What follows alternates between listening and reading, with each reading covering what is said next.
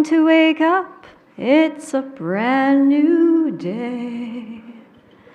Good morning, good morning, good morning, Code4Lib 2017.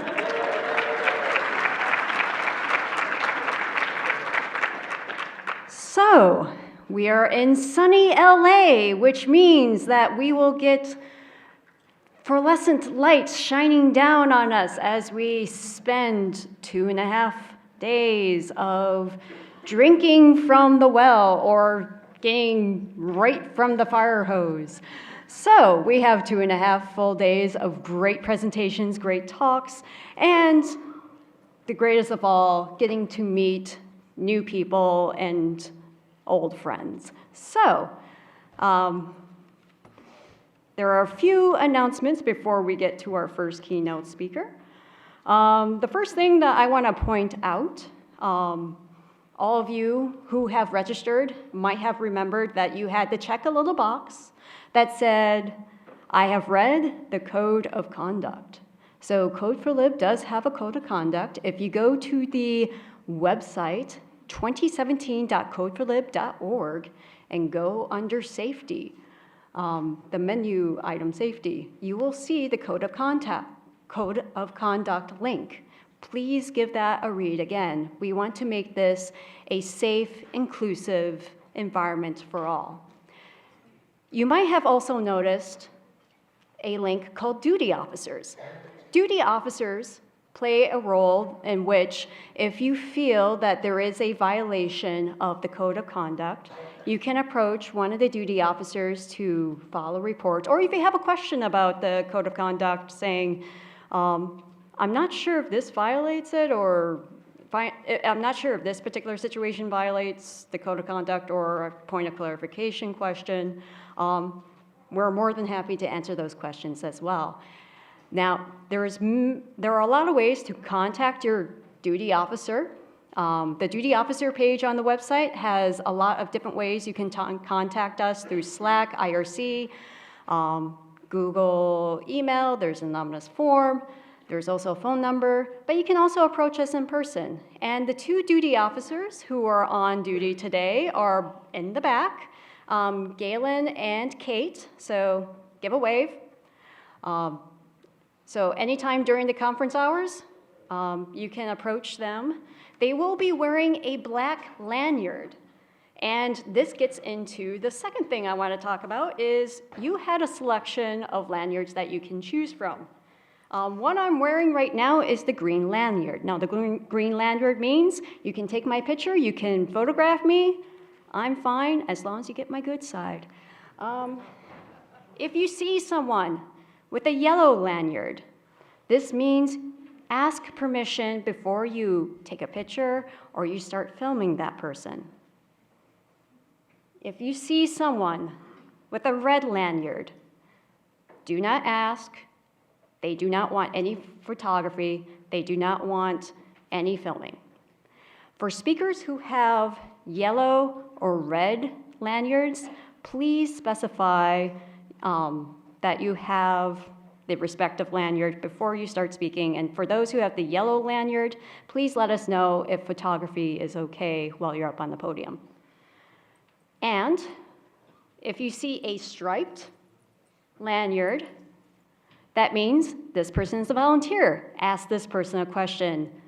Don't ask them about the question about life, the universe, and everything. They might just say 42. But if you have questions about the conference logistics, where things are, et cetera, they would be more than willing to help you. All right, so, and for those of you who would like to have a live transcription of the conference, the link is on the website. If you go, again, to the main conference website, 2017.code4lib.org, under the Attend Accessibility menu option, there is a link to the live transcription. Now, every year, Code4Lib tends to saturate the Wi-Fi. So if you have a device that is connected to the Wi-Fi, but you're not using it, please be kind and turn off the Wi-Fi. So that is the logistics part of the announcements for this morning.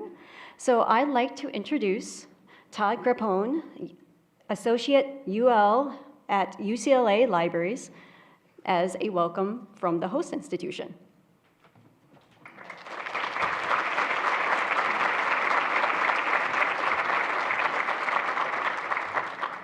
Good morning, Code4Lib. I just wanted to say really briefly, welcome to Los Angeles, welcome to UCLA, welcome to the brand new Luskin Center. It's so great to see people from so many different walks of the library here. It's really wonderful to see people interested in coding across our profession. And I just am here to say welcome, and I wanted to say thank you to the Code4Lib committee and the local UCLA committee for pulling this together in such short notice. Gary Thompson and the crew did a wonderful job. I hope you have a great time here in Los Angeles. I hope you learn a lot at the conference. We're super pleased and really happy to have you all here. Welcome. Thank you.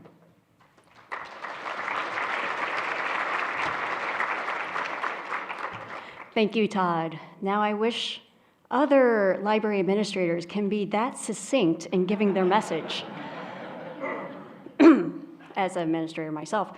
Okay, so a word from our sponsors. Code4Lib, it would not be possible if we didn't have the support from many sponsors, including our host institution, UCLA.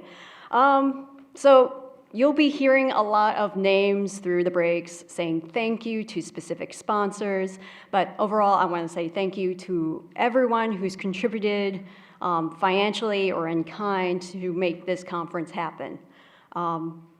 And then one particular sponsor in particular, we have a diamond sponsor, which is Blacklight. So we'd like to thank Blacklight for sponsoring Code4Lib at the diamond level.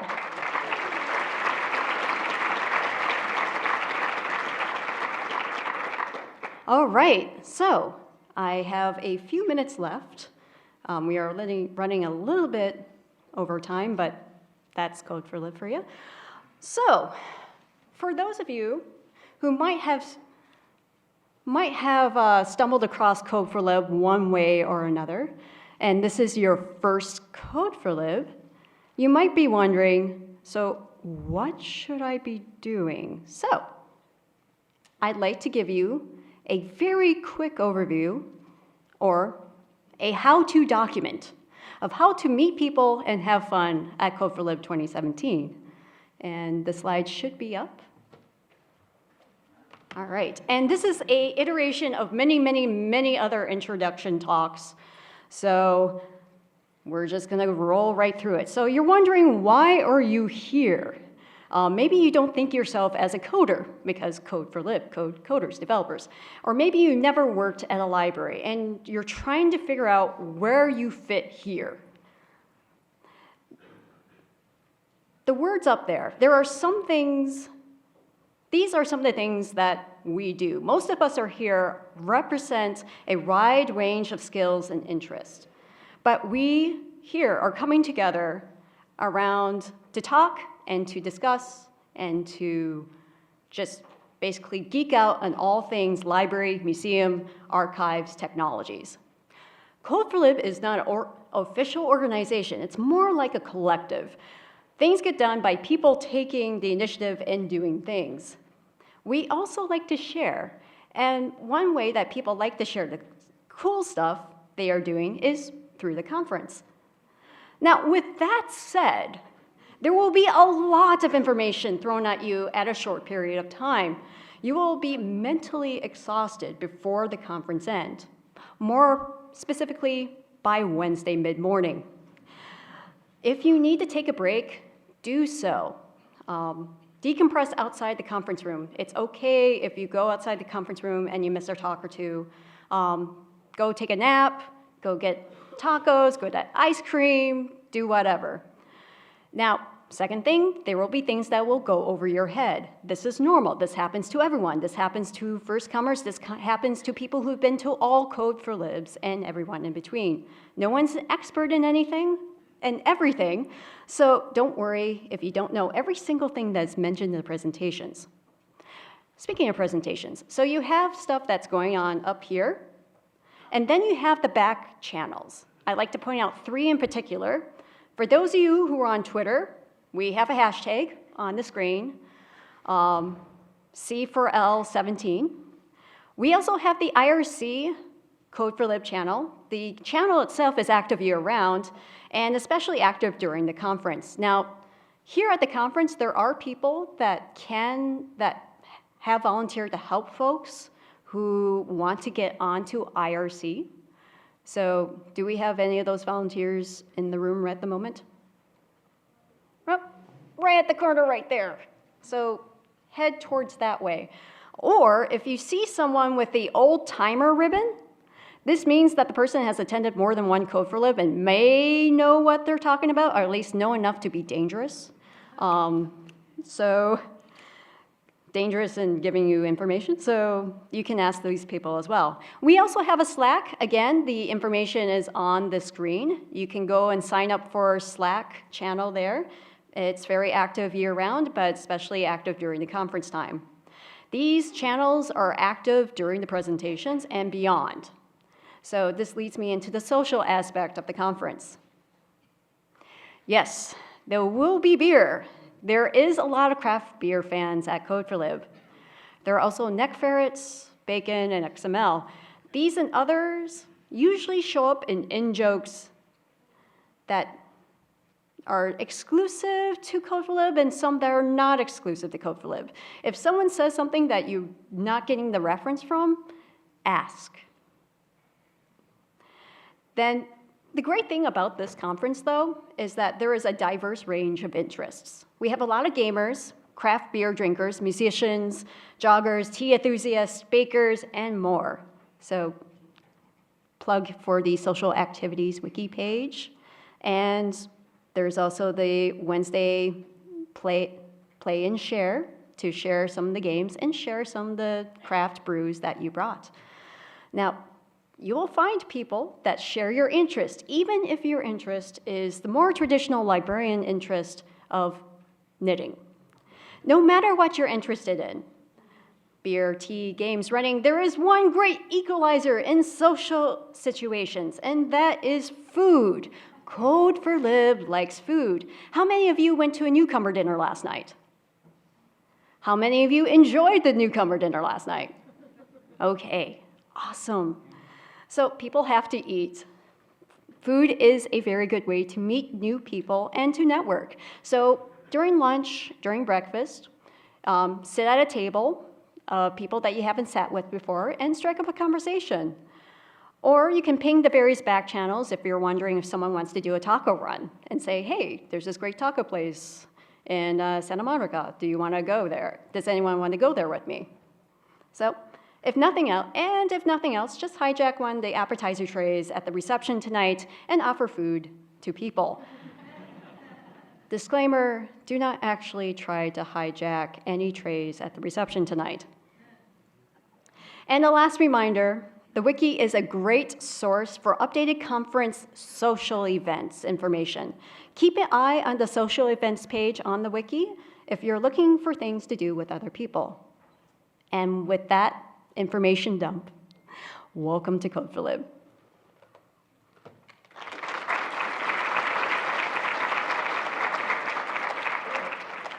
All right, so we are now, if I can get this closed down, there we go.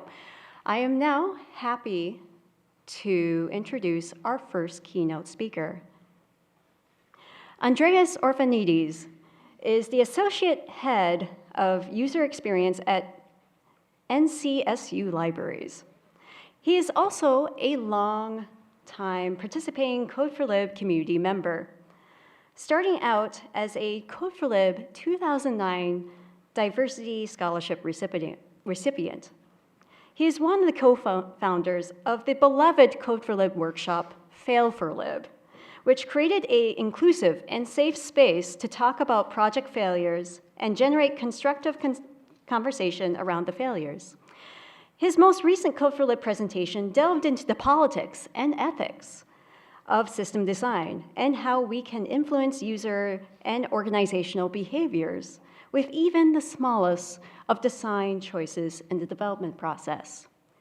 When he is not fighting the never-ending tide of meetings and projects, Dre can be found dueling longsword in hand.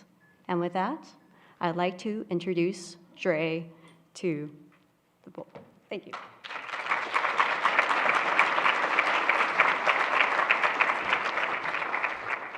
Thank you, Becky. Now I need to make my slides work. This time doesn't count. Okay, that, and this, and okay, it's working. Hi, everyone. So,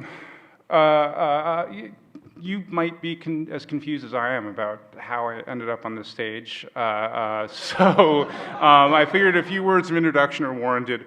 So my name's Dre. I supposedly look like that. Rather flattering drawing, which I don't know. You be the judge. I'm the associate head of user experience at NC State, as Becky said. My work has a lot to do with working with discovery systems, dealing with in-building wayfinding, and generally complaining about things until someone else makes them better, so it's kind of awesome. Becky gave my Code4Lib history. My first one was in Providence. She mentioned my previous talks and Fail4Lib, which we had a great Fail4Lib session yesterday, so that was cool. And I've done assorted other things, emceeing and things like that, and I was on the program committee this year, that kind of stuff. But I suppose the big thing that I do is I like to think about systems. I do it a lot. And so this talk is going to be about systems and how we think about them. Why do we care? Understanding systems is essential to our work since they're so integral to everything that we do. All of our work revolves around designing and working with systems, so being able to make sense of their workings is critical to achieving our organizational goals. And note that I'm not just talking about coders and project managers here.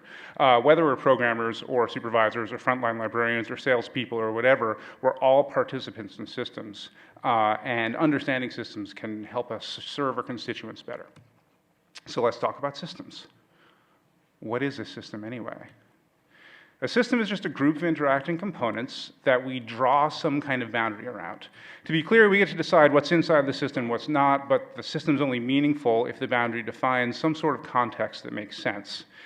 In addition, we'll often elide or abstract or simplify the interpretation of some of the components to make the system more conceptually manageable. And then we ignore everything else. What we end up with is this representation of part of the world that happens to capture our interest and which we're able to consider in a more or less self-contained way. So obviously, this is a really broad definition of systems. So it might be helpful if we scope things down a bit if we want to maintain our sanity. So what we're going to do is, instead of looking at this, we're going to concentrate on human systems since that's where most of us work day to day. So without getting too complicated, we can define human systems as being systems where humans endeavor to accomplish useful work. So for a system to be a human system, it naturally has to involve humans. Humans play the role of actors or agents in the system, but system actors are not necessarily exclusively humans. The actors participate in workflows which move the system among different states, and they aim to get the system into particular states that we call goals. It's worth noting that some of these goals may conflict, so two actors might have goals that are in conflict with each other. So put that in your back pocket. Sometimes it makes sense to say that the system has its own goals as well. If we were talking about like a shipyard or something, the purpose of a shipyard is to create ships, but if you go to any person on a shipyard and you grab them and you ask them to tell you what they do, they probably won't say that they build ships per se. So in that sense, it's useful to think of the system's goal as being building a ship, even if the individual's goal is something else, like welding. This is the basic structure of a human system. We've got actors, workflows, and goals. There's one important additional aspect of human systems that differentiates them from systems more generally, and that's that we're often dealing with information. This could be information about the actors, about the workflow, about the goals, or information about the system as a whole. But since information doesn't have a physical presence, we'll often create a representation of it for our convenience, that is, a model, which serves as a surrogate for the information that it represents. And because models are so central to systems, I'm going to spend a bit of time focusing on them and take a closer look. So I'm going to shift the focus to models for a few minutes. We'll come back to systems, don't worry.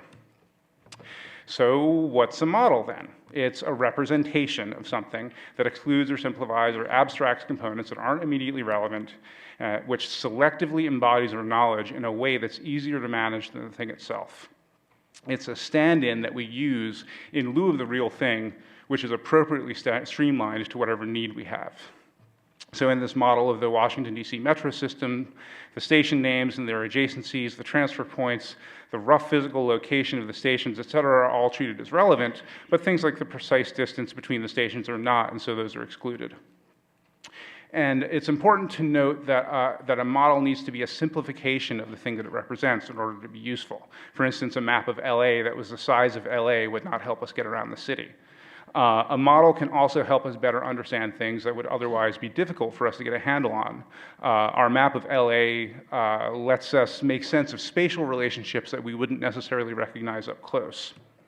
And MARC records, for all their flaws, allow us to understand both physical and conceptual information about books without having the books themselves physically present. We can also arrange or customize them without having to shuffle volumes around physically, which is very convenient. Note how important it is for us to choose the right way to simplify our model. As statistician George Box is quoted as saying, all models are wrong, but some are useful. The utility comes from providing and omitting detail in a way that facilitates our understanding rather than hinders it, given our particular need. That is, the right kind of wrongness is what makes a model useful. The wrongness is where the model's utility resides, as long as the wrongness aligns with our need. So where is this heading? Let's review. A model is just a simplified representation of something. We engage in this simplification strategically to make sure that the model focuses on what's relevant to us. We do this to make the thing more conceptually manageable and easier to work with. Now cast your mind back to a few minutes ago when I was talking about systems. I called a system a simplified version of reality.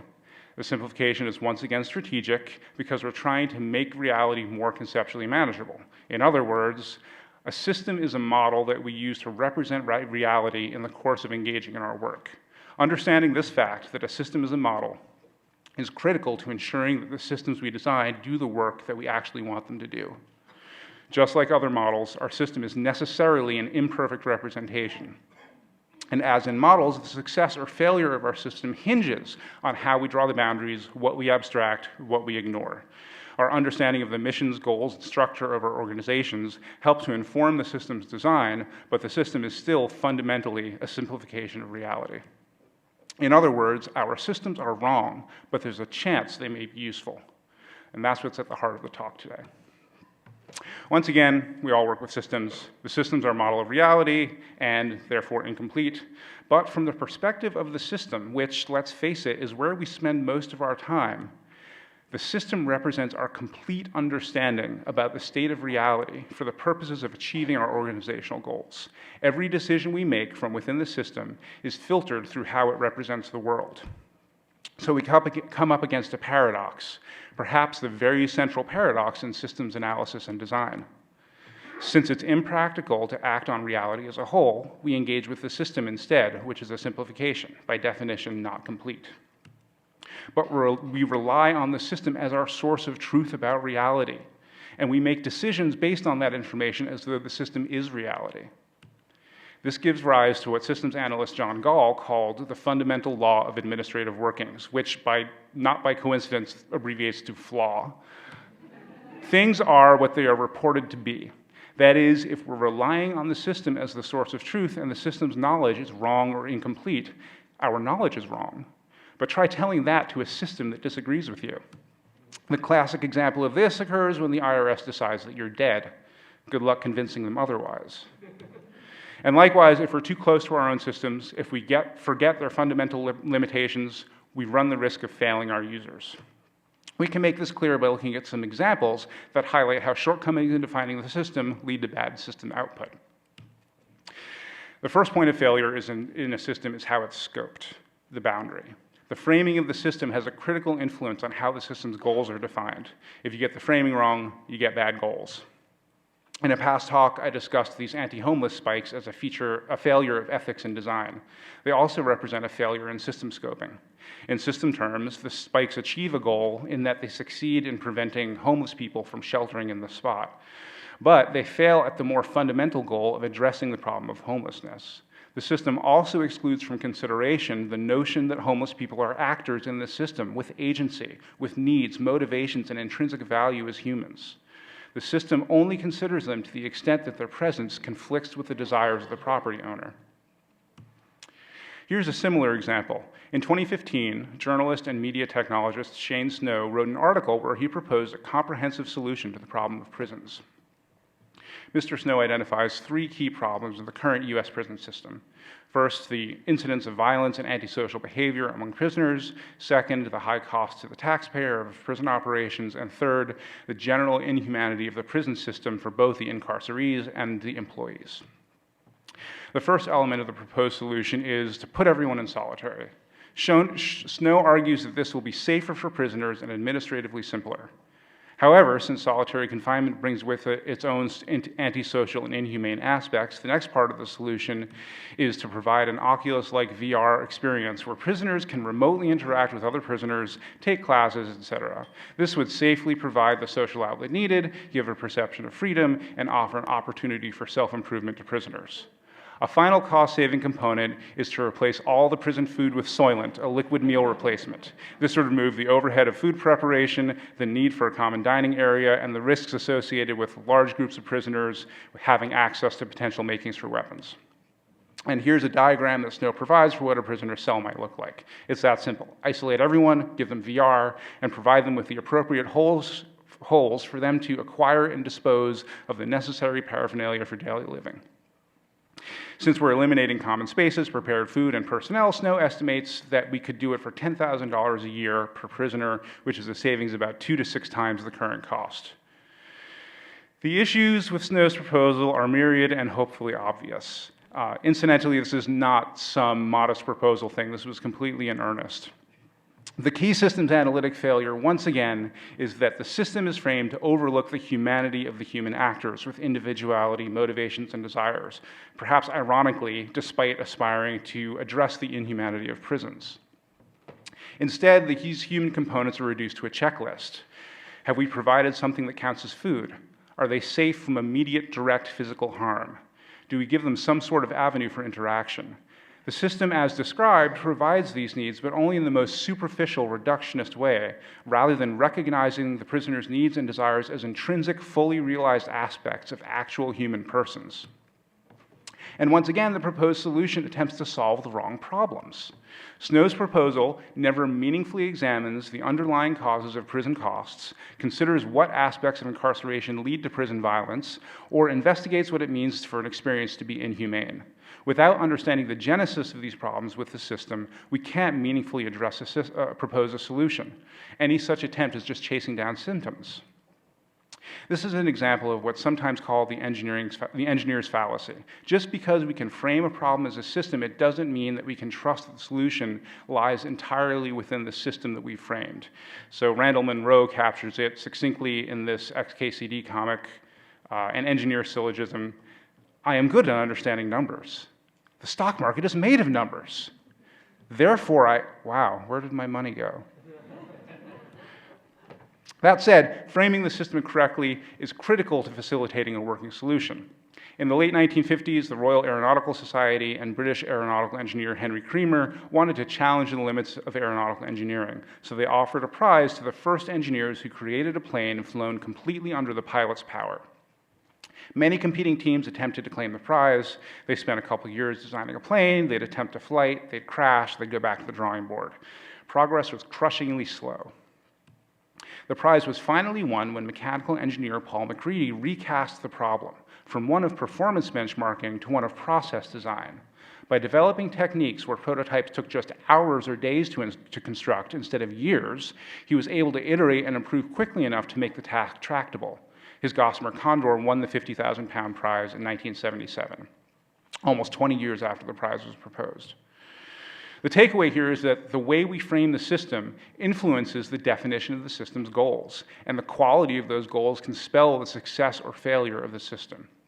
Make sure that the way you frame your system aligns with what you actually hope to accomplish. So we've now seen how framing the system can influence system success. But even with a well-framed system, we need to make sure we're defining the right goals, since these too are simply models for the outcomes that we desire. Management consultant Peter Drucker has been quoted as saying, "What gets measured gets improved." This is meant as a kind of inspirational platitude. If you want something to improve, start measuring it. But this notion has a dark side too. Whatever it is you happen to be measuring, that's the thing that will improve, possibly in isolation. In other words, you may forget that the system goal is a proxy for a real-world outcome and mistake achievement of the metric target for achievement of the goal itself. This is kind of the supply-side version of mistaking the symptom for the problem.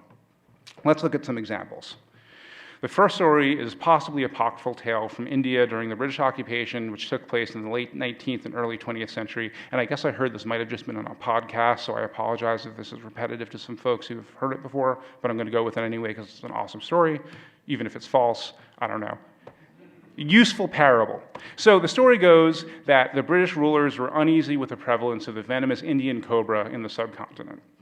So they offered a bounty to the locals for each cobra head they turned in. Naturally, in need of income, the locals took to breeding and slaughtering cobras for the bounty. When the British realized their system had failed, they canceled the program. Breeders then let their captive cobras free, exacerbating the original problem. The lesson here is that of the perverse incentive. A system goal that seems to reflect your actual goals, such as equating cobra heads with exterminated cobras, ultimately results in a counterproductive system output.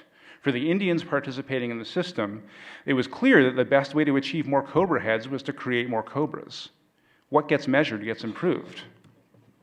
Choosing the wrong incentive to motivate a goal can lead to this sort of effect.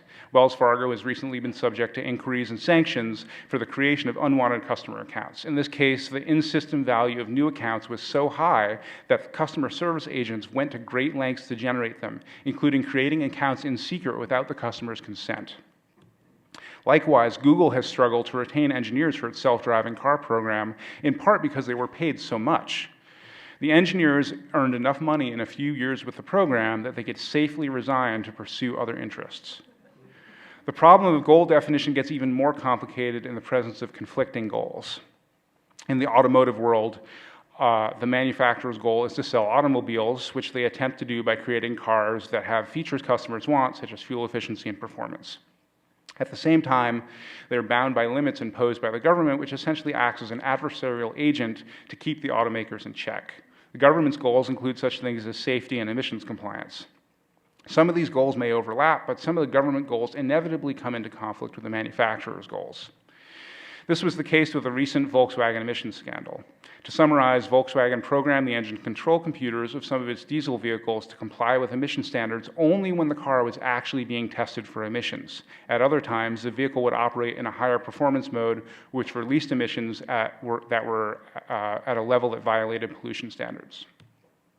Volkswagen accomplished this by programming their vehicles to pass emission tests only under certain circumstances.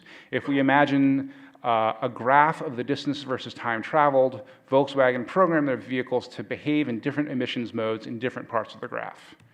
As long as your distance and time of travel stayed within these boundaries, then the vehicle operates efficiently. But if you cross one of the boundaries, even for a moment, then the vehicle switches over to an illegally polluting high performance mode, and it stays that way until the car is restarted. If it's not clear in normal driving, you're almost certain to cross one of these boundaries almost immediately.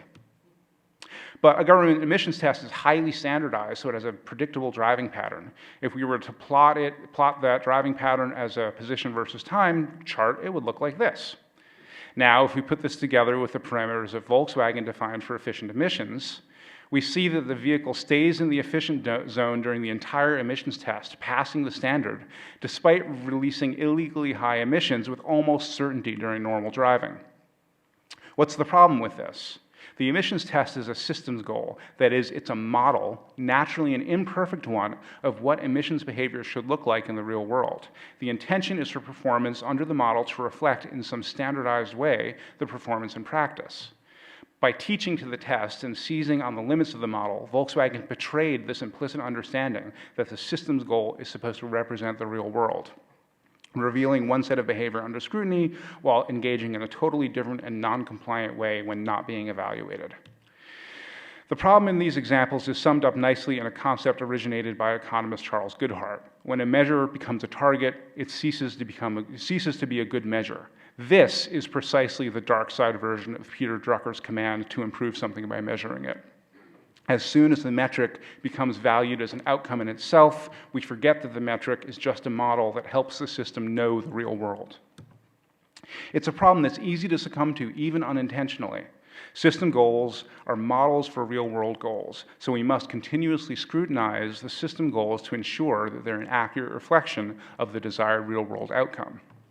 Is 6-year graduation rate really a good proxy for student success? Do circulation and gate counts accurately model library success at serving its population? We won't know unless we audit our goals. The truth is that every part of system development involves the creation of models, and the way we select and define our models drives the success or failure of the system.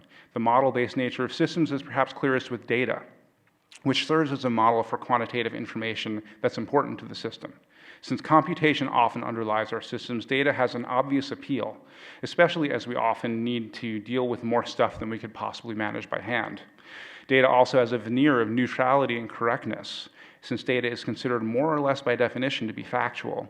But like all models, data is a simplification of what it represents. That is, when viewed as a model, data is wrong. And in order for it to serve our system, the wrongness needs to be compatible with our system needs.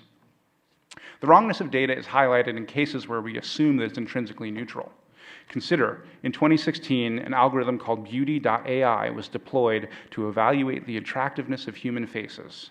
The developers staged an online beauty contest where over 600,000 people submitted headshots. Pictured are the winning faces from among the men and women in the under 30 category. The idea of whether aesthetic value can be determined algorithmically is a classic and thorny one in machine intelligence, and you might agree or disagree with the algorithm's findings or fairly bristle at the entire concept. Nevertheless, the truth is that every part of system development, I went backwards, there we go. Nevertheless, there was a noticeable trend in the algorithm's findings. Only one of the 44 winners had a dark complexion, despite the fact that the 500,000 submitted faces were reasonably diverse. Somehow, dark skin was selected against in the algorithm, even though it wasn't a parameter for evaluation. What happened?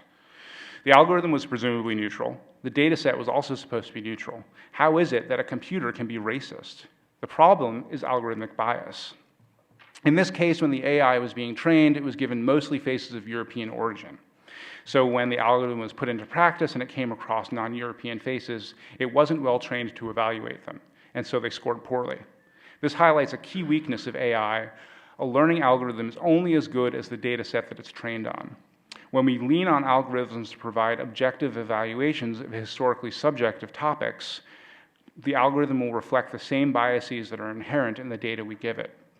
Bias in the data, the wrong kind of wrongness in our model, leads to a bad system output. And in a data-driven age, algorithmic bias can have genuine consequences for those caught up in it. So it's critical to inquire whether these systems are based on valid models. This is especially true as organizations and governments move towards algorithmic policies, such as predictive policing and data-driven financing, which means that we're constantly being assessed as risks by algorithms, often without our knowledge. And the fact is that these algorithms also demonstrate inherent bias. One technology used in data-driven policing is a sort of crime predictor score, where demographic information about defendants is used to predict their risk of reoffending. One such tool, called Compass, was investigated in depth by the research group ProPublica. This algorithm, which is used in Broward County, Florida, gives defendants a score from 1 to 10, indicating risk of reoffense. This score is used in part to determine whether bail should be offered. ProPublica's investigation into the product uncovered some troubling trends. Let's look at two defendants accused of similar crimes. Brescia Borden on the left and Vernon Prater on the right were both charged with petty theft. Each stole some goods valued around $80. One of the key indicators in Compass's prediction was the defendant's prior arrest record. Borden had 4 juvenile offenses, while Prater had 3 armed robbery and attempted armed robbery convictions. Going on this basis, it would suggest that Borden's likelihood of reoffense is lower. However, Borden was scored as a higher risk than Prater. As for the accuracy of this prediction, the system indeed got it backwards, as Borden did not reoffend while Prater went on to commit another felony. What's the difference between these defendants other than their criminal record? What might have led to the seemingly backwards prediction by Compass? It may be because Borden is black and Prater is white. Although this is just one example, ProPublica found that the Compass system systematically gives higher risk scores to black defendants than to white defendants. Looking at the overall data, we see a trend where white defendants tend to receive a low risk score, which is not true of black defendants. According to the vendor, in addition to the criminal background, demographics such as education, employment, and residence are also used in the calculation of a defendant's risk score. But race is specifically omitted by design. How can an algorithm display systemic racism when race isn't part of the calculation? The problem is that just naively omitting a dimension doesn't guarantee that it's gone. If we exclude some factor, such as race, to try to prevent it from influencing the algorithm, we need to ask the following question. If you look at all the other factors the algorithm does consider, could you reasonably predict what you left out? That is, if you look at what is included, such as education, employment, location of residence, etc., could you make a decent guess to the user's race? If the answer is yes, then you haven't excluded race from the algorithm.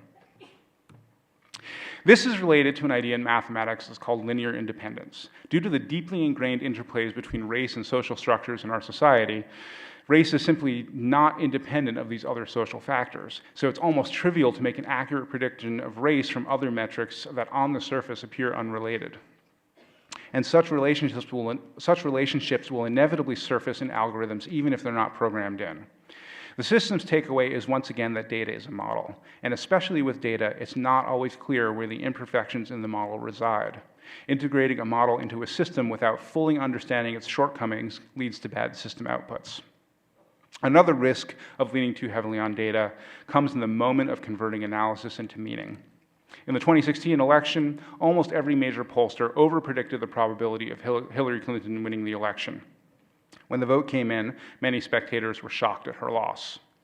Part of the failure came from an over-reliance on data combined with a naive lack of skepticism. These components played into a narrative that made sense to pollsters and the public, so underlying assumptions were never critically examined.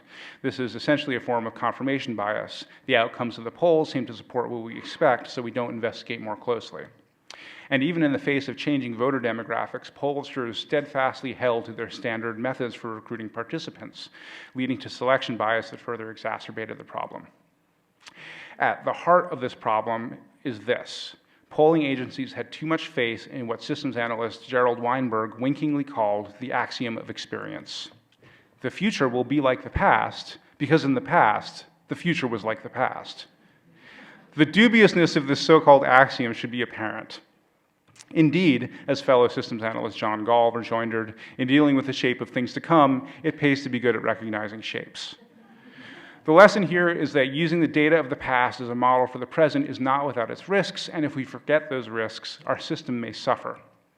Ultimately, it's critical to understand the limits of data. As we've seen, there are liabilities inherent in blindly assuming that data is true, complete, and neutral. Indeed, there are cases where it's obvious that the dogged pursuit of rigorous data is not optimal. Consider this 2003 literature review from the British Medical Journal. The authors, Gordon C.S. Smith and Jill P. Pell, conducted an exhaustive literature review of randomized controlled trials that evaluate whether parachutes prevent fall trauma.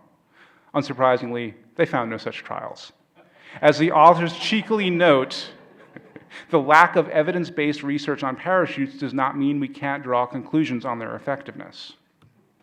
The drive to examine complex problems in terms of data analysis is sometimes called datafication, essentially viewing entire problem spaces through the lens of big data. But as designer Kenneth Bowles points out, committing too strongly to datafication, valuing data among all other problem dimensions, can lead to the sort of ideological blindness that we've seen here.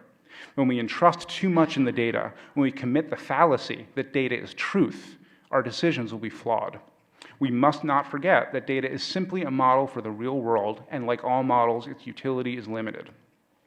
And so the final lesson, data, like all models, can only inform our understanding of the system. It can't represent the whole thing.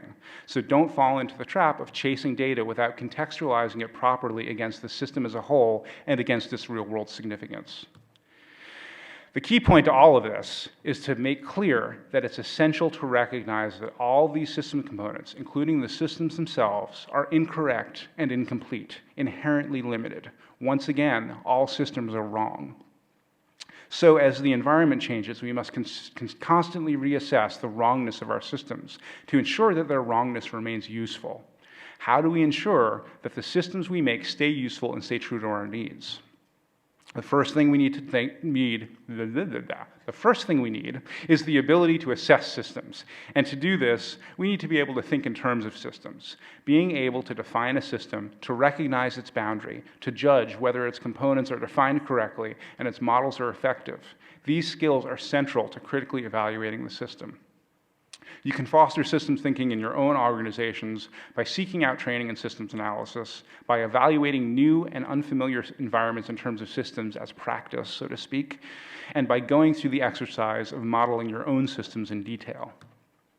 Second, as we create and maintain our systems, we need to include opportunities for the systems themselves to be self-critical. Build in assessments of system goals against real-world goals. Create opportunities for skepticism within the system. Ask yourself, what could possibly go wrong with this? And then imagine worst-case scenarios. How can you minimize the gap between intended behavior and worst-case behavior?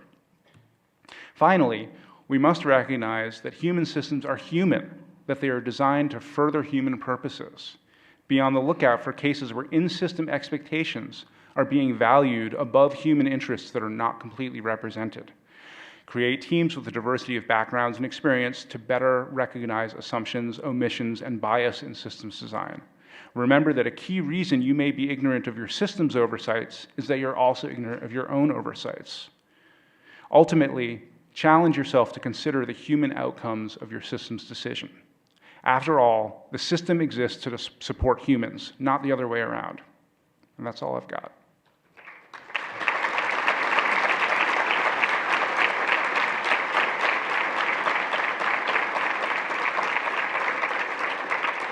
Apparently, there's 13 minutes left for questions. Even when I deliberately slowed myself down, I was still.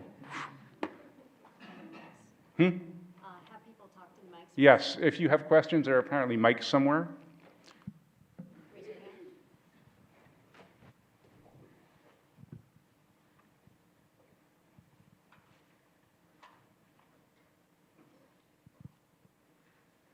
Hey. Oh, wait, is there a hand back there? Nice.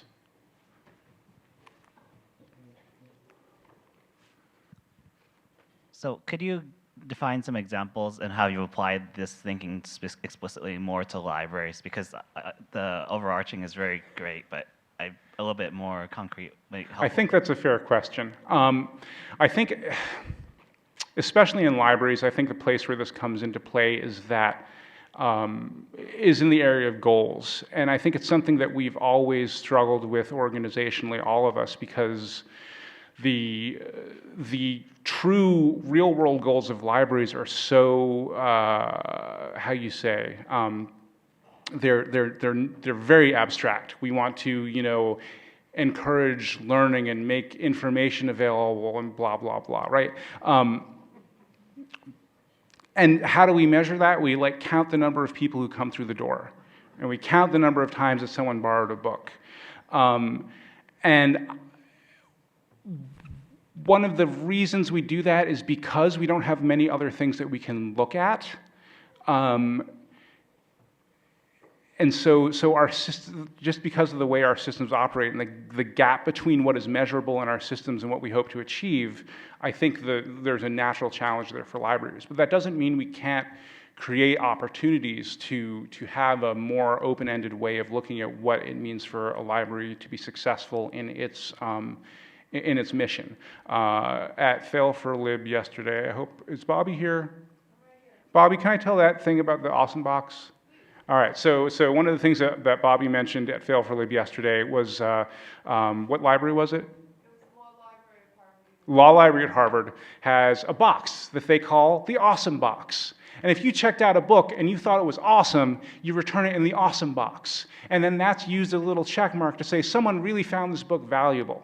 Because one of the challenges of looking at circulation numbers is that two circulations aren't equivalent, or they might be equivalent. We don't know the relative equivalence of two circulations against each other because we don't know if one of them was being used by a future Nobel Prize winner and one of them was being used by someone who had gum stuck in their hair. It could be the same person. Who knows? So using circulations as a metric is inherently challenging because we have no basis for understanding what the value of an individual circulation is. At the very least, limited as it might be, something like the awesome box gives the patrons an opportunity to communicate value to us in a way that we don't otherwise have. So I think to get back to what the question was that I'm answering in the most roundabout way, I think in libraries we need to ask ourselves these questions about when we draw our comfortable little systems view of what a library is. We need to challenge ourselves to ask, are we really measuring the things that mean what we assume they mean? Are we really engaging in practices that have the best outcomes for our patrons rather than the ones that improve our numbers the best?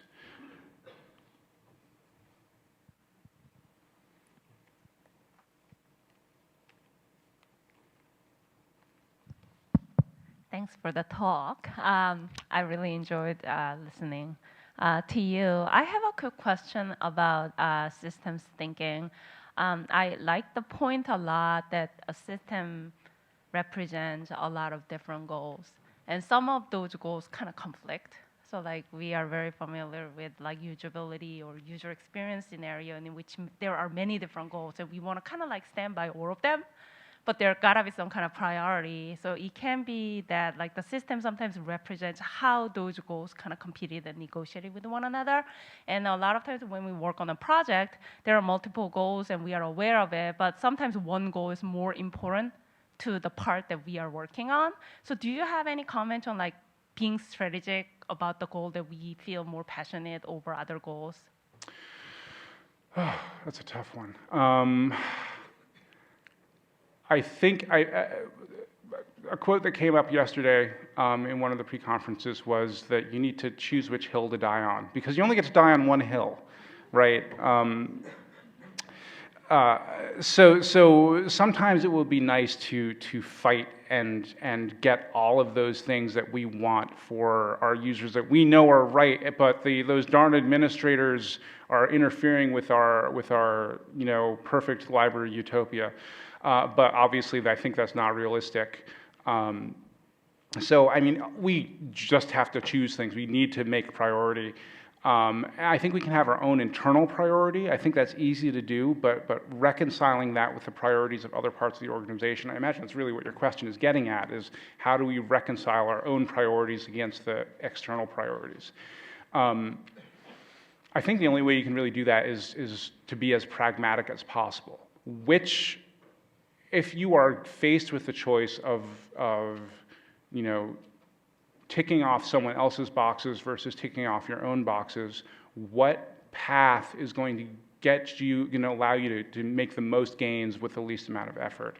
And sometimes that path might include doing things that you feel are purely political and don't really serve the purposes of the end user, if those choices allow you to kind of get past that political stuff and move on to the pragmatic stuff sooner, So I guess the short answer is I don't have a great suggestion, but you do need to be strategic. So in a nutshell, I think I'm coming to terms with the fact that making concessions to what appear to be political decisions in the organization is actually it's good for you, because that is a use case as well, and they are stakeholders as well. And if making that user group happy allows you to make your other user groups happy faster, then it's not actually a waste of time in any way, right? We have a question from the Slack channel. Okay.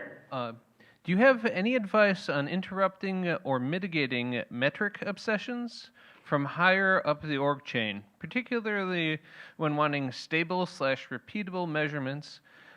Seems to be reasonable to ask. I think it depends. I think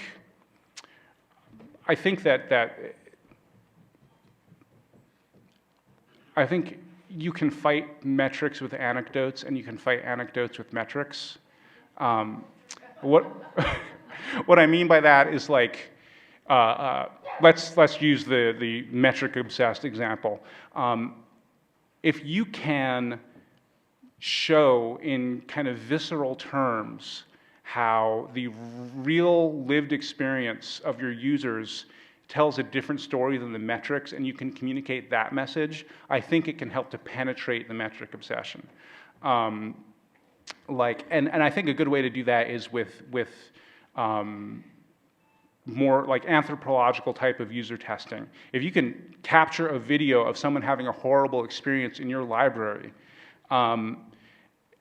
and show that to administration, even if they are convinced that everything is perfect because the numbers are great, you show them someone struggling and suffering, and make a story out of it, I think that can help to kind of get through the metric wall a little bit. So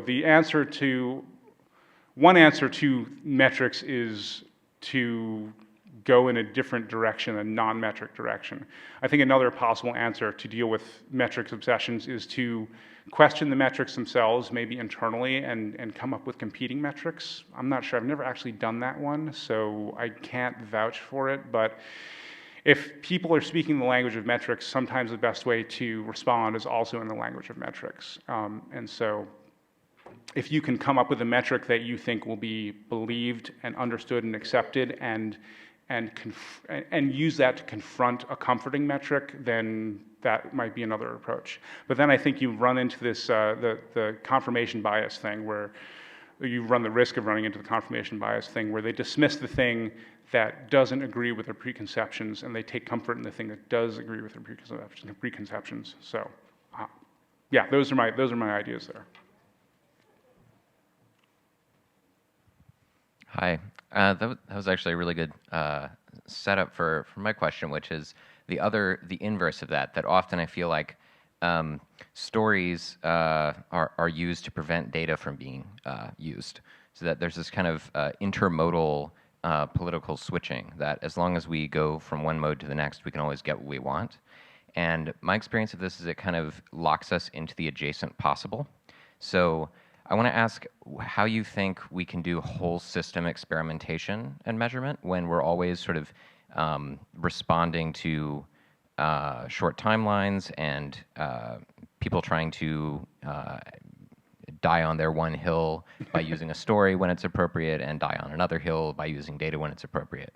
And I guess specifically for software, I want to know how we do whole system experimentation. Like, how do we make a beautiful, awesome video game-like experience for our users, as opposed to tacking one more feature onto Microsoft Excel? Like those video games and normal software have very different sort of design systems at play. So how do we do whole system experimentation quickly and efficiently? That's a great question. I don't think it's one I can come up with a good answer for off the cuff, but I think some of it comes, if you think back to the idea of datafication, there are like related issues that come up in test-driven organization or metric-driven organizations, where like, let's tweak one little thing, and and do an A/B test for it, and then we'll pick the version that works better. And then we'll do another A/B test, and you're making all these little incremental improvements. But there's a risk of incremental improvements in that you can get caught in a local maximum. If there's a local maximum here, but there's a global maximum over there with a valley in between them, if you're just improving incrementally, then you risk kind of getting stuck in a maximum rut. And that might be kind of what you're getting at. There might be a much better experience over on the next hill, but you have chosen to die on this one. I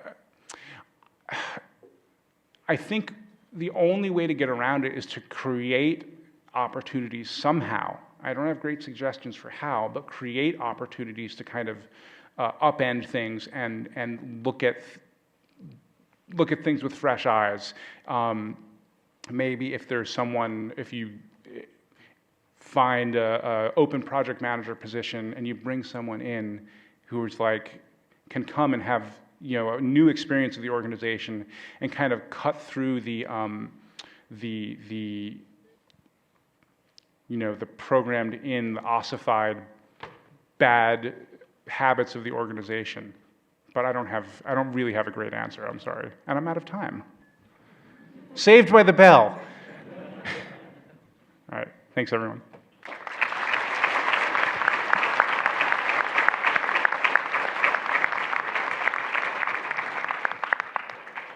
Thank you for getting Code4Lib started off right, Dre. Thank you. And now with all these ideas in your head, we're going to add sugar and caffeine into the mix. So a break will commence and will end at 10:15. Be back here at 10:15. There might be some things to give away. Raffle.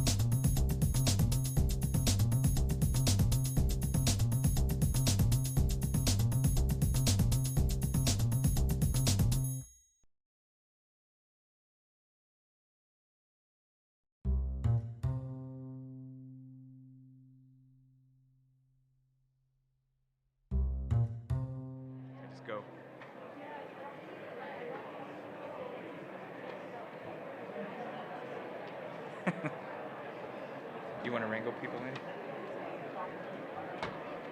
If you're not in the room, if you win something, you're not going to get it. So please come back. I'll give it.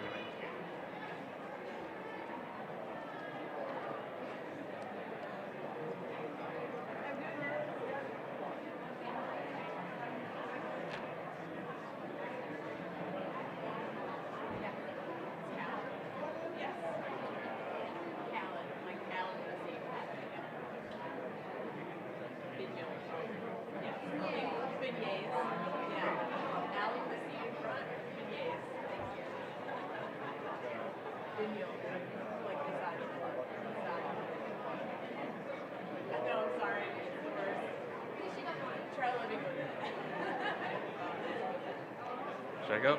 Okay, first giveaway, here we go.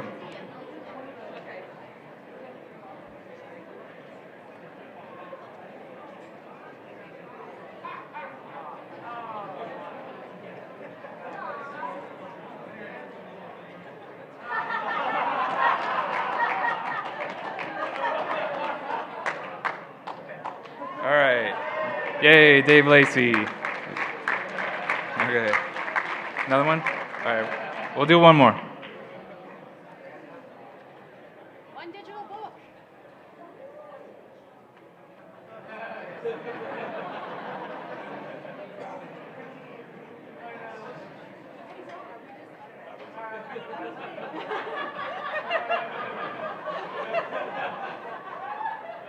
All right, Matthew.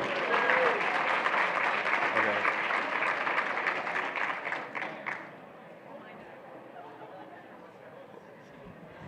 All right, before we get to our next set of talks, I'd like to give a shout out to our platinum sponsors, Folio, New York Public Library, and OCLC. Thank you for sponsoring the conference. In addition, for those of you who have been making use of the live transcription service, you have to thank Harvard University Library for providing that sponsorship for live transcription. Thank you so much, Harvard Library. And if you are standing on the back wall, there are seats scattered throughout the entire conference room. So, and what? There is even power strips, and they work. So please come up, make a friend, sit on an empty seat. And so we are starting our first full block of talks. And first up is Women in Tech, Beyond Salary Negotiation Process, How Not to Lose Your Head, by Whitney Watkins and Kellen Benoli.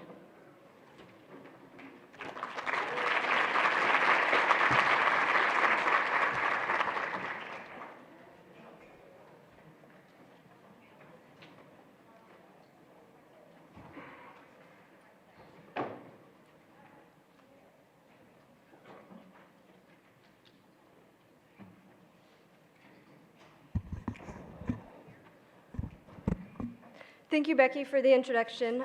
We're here to talk to you about going through the job interview process and salary negotiation without losing your head, and talking about things that we did that were successful or not successful, and things that we wish we would have known in our process. I'm Whitney Watkins. Kellen and I are both from Boston, and I currently work in the corporate library sector, but spent most of my library career working in academia.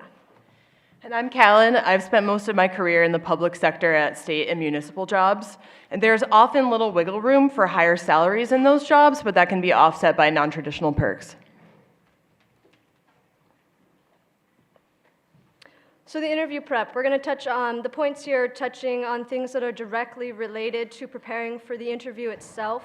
However, a lot of the interview prep we found has become useful in preparing for negotiating as well. First and foremost, get to know your resume. You've spent time with it, preparing it for actually applying for the job. So now take the time to go over it and think about not just what you did, but how you did it. things that come to mind when you reflect on jobs that you've done, projects you've worked on, things that you've volunteered for.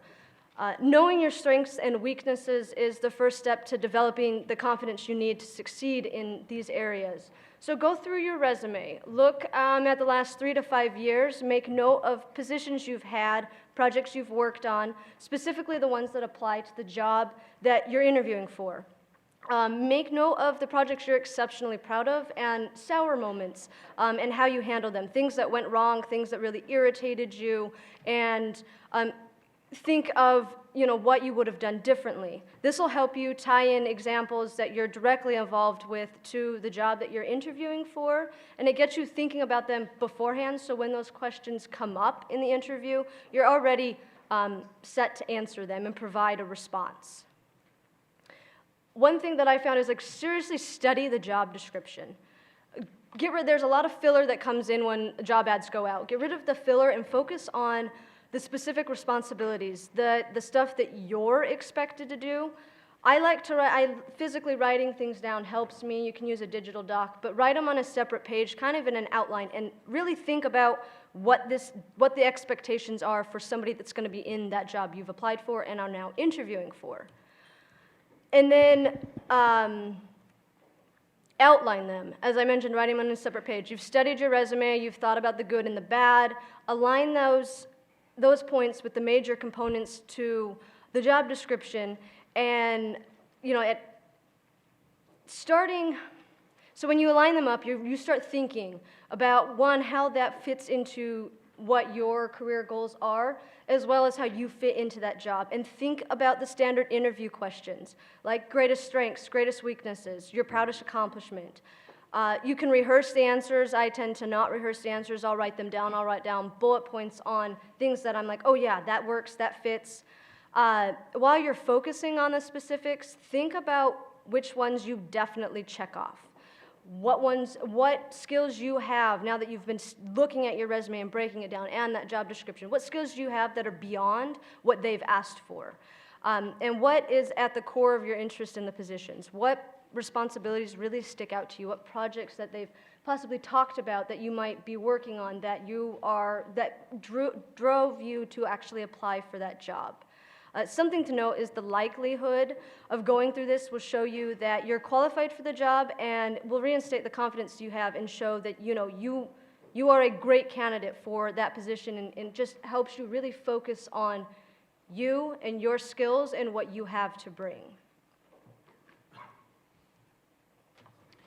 So, get to know this place where you want to work. Go beyond what's in the job description. A lot of employers make themselves out to be really great when they're trying to get people to work there. So, even if they have a reputation, or if you have an impression of what they're like and what they do, if they do convey themselves as being a forward-thinking or progressive organization, what are they actually doing to embody that?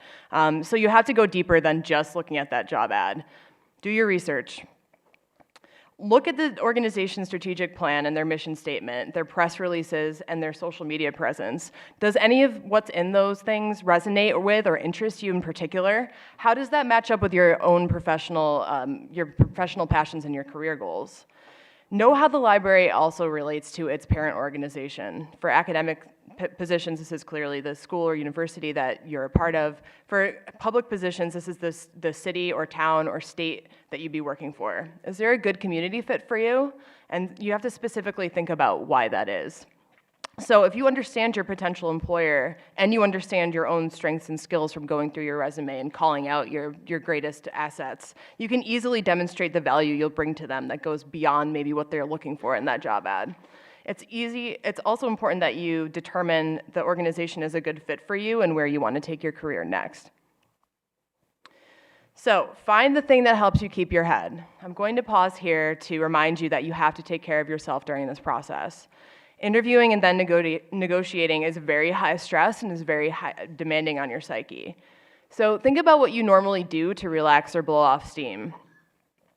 I tend to go dancing. I also listen to a lot of high energy music that helps me feel a little bit more like myself.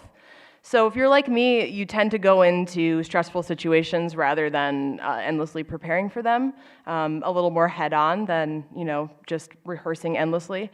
It's okay to do that, but just make sure that you've done your homework, you know yourself, you know this place, and you're prepared to go off script if need be. So how many of you know about the Wonder Woman pose? Looks like this. So a little bit absurd, but it's a really good way to embody confidence, like literally put it into your body. You put your hands on your hips, you put your chest out slightly, roll your shoulders back, and just stand with that before you go into an interview or the negotiation process. And you'd really be surprised at how good this makes you feel. So, negotiation. You might have heard a lot of what we just talked about before, either at school or at job placement workshops, in terms of getting your resume into shape and knowing yourself and your interviewing techniques. But now for something completely different: negotiation. In other words, they're offering you the job, so now what? So, negotiating is really hard, and you are not alone in thinking this. 47% of people say that they are reluctant to negotiate. That's 55% of women and 39% of men. 79% of millennials didn't negotiate for their first job out of school, and we both did not. 66% of people report not knowing how to ask for more, which is not surprising if you consider that. I don't know about you guys, but I didn't have any negotiation practice as when I was in school. There was, definitely discussion of how to write a resume, how to write a succinct cover letter, but nothing about what to do once the job had been offered. Whitney and I both did not have that experience. So for both of us, there wasn't really any guidance on what to do with the job offer until we talked to friends who had some experience with negotiating in the past. But the good news is that there are some inroads to progress. The wage gap between men and women has been discussed more openly in recent years. And also some places like Boston in particular have specific initiatives to offer free workshops to help with salary negotiation throughout the city. So we really are just getting started at this point, but we are making progress. So one of the hardest parts for me was determining my worth. I hadn't negotiated, I was applying for jobs that I maybe had very little experience in the field, and I was like, well, what the heck what's a good salary that I should, be looking out for when I get an offer? Should I, what is that? And I think it's really important to determine that beforehand, and ways to do that, not just like looking at the dollar amount, not I often hear the total package with compensation and benefits, so really the salary amount, and want to focus on that. Shop around, both online, like you can do your homework, compare the job you've applied for to other jobs, similar titles, similar situations. Use things like Glassdoor and Salary.com. There are a lot of really good tools online that can help you really break down what you should be making when you're living in a certain space. You can also check out the Bureau of Labor Statistics to actually get an idea of the market of the field that you have applied to, the working conditions, and if there have been price changes in the economy, averages, the low end and the high end of salaries. Also, ask your friends and colleagues. I think it's become very taboo to not talk about what you make, but it doesn't help any of us if we can't help each other out and say, yeah, that's a good range. That is the range you need to be at. So talk to each other, and if you're being asked, be willing to discuss where you started. If you've been in the field for 15 years, think about where you were in the field 10 years ago and what you were making. And share that information. Don't rely on each other 100% because there are things that change, like time and cost of living goes up over the years. But really talk to each other. And then reflect on your own personal skills, experience, education. As you're gathering that information, think about a basic cost of living. And the goal here is to learn how to recognize whether an offer is competitive and pays you what you're worth. It's clear that we don't get offers that are what we worth because there's a massive wage gap. So we need to push for that. Focus on big projects, recent successes you've had, strengths, and the value that you're going to bring to that job. So now that you've been offered something, and presumably you have in this scenario, you've got to think holistically about what that is, what you'll be compensated with in exchange for the level of work you'll be doing. This can be tricky, so remember to talk to others for advice. Bounce your ideas off of them, see what they think about what you're getting. So, as Whitney mentioned, the cost of living is a huge factor here. Are you moving somewhere new to take the job? The salary may be more than what you currently make, but if the cost of living is higher where you're going, you need to factor that in. Consider things like housing, food, transportation, health, family, other costs like student loans. It's really good to actually just write out a budget. So, there are plenty of things beyond the salary that you'll be offered in that total compensation package. And benefits can be traditional or non-traditional. The more traditional benefits that I think most of us anticipate at job offers are things like health insurance, sick time, vacation. But then there are non-traditional benefits as well. So that can go anything from conference attendance budgets, continuing education funds, access to a work cell phone or work computer, car, a gym or pool membership. And for many of us working in libraries, access to resources like, for instance, lynda.com or streaming services. So think about your priorities. So what are the things you must have at a job? Maybe you can be a little bit loosey-goosey with the salary that's offered to you, but there might be some perk or benefit that you really cannot live without. For me personally, this was reliable free access to a car. I have lived in Boston for 10 years. I have not owned a car for 8 of those years. I routinely have to drive all around the state to go to meetings and to visit libraries. So for me, it was essential to have an easy way to get to a car when I needed it. So when you're thinking about what you need and what you don't need and what you'd enjoy but maybe could live without, just write these things out and be prepared, because when you do wind up in a negotiation conversation, it can go on for a long time. You might forget some of those things that you really want to make sure you clear up before you accept. So building your confidence, as we've talked about, negotiating is really hard, and a lot of people don't know how to do it or are hesitant to do it. And honestly, asking somebody for money is always just been a difficult thing in general. So when you're negotiating, you'll have greater success if you feel confident that what you've asked for is fair, but also that you're worth it. So feeling your best is really important. And I think first and foremost in the confidence building section is to remember you're at the end. You've crossed the finish line. They've offered you the job. They want you. You're their number one choice. And I think that's really important to remember, because there are times that I went in negotiations and I thought, crap, I don't know, I was hesitant to ask for my money because for whatever reason I thought they were going to take the job offer back if I asked for more money. Absurd, but that crossed my mind. And it helped me to remember, I've crossed that line. I am their number one choice. I was the one they felt was the best fit. And to not forget that when you go in these processes and you're going in to negotiate. It's really easy to let yourself get into the mindset that you should be grateful they offered you the job and to just take it. Honestly, that's poppycock. Like, you've worked hard to get here, you've done all the research, and you clearly have impressed people along the way. So don't ever think that. Defining what you bring to the potential employer is another step in reminding you that they think you're the best fit for the job. I said, really, remind yourself of the things that you've done.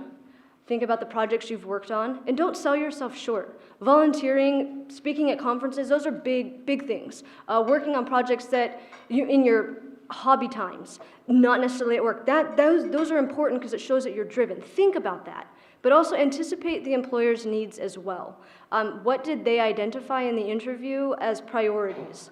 Don't assume they memorized your resume. So really think about going back to that job description and how you filled in those spaces. I said it prepares you to be doing all this prepares you to be more successful because you know what they want, you know what you bring, and you know what you want.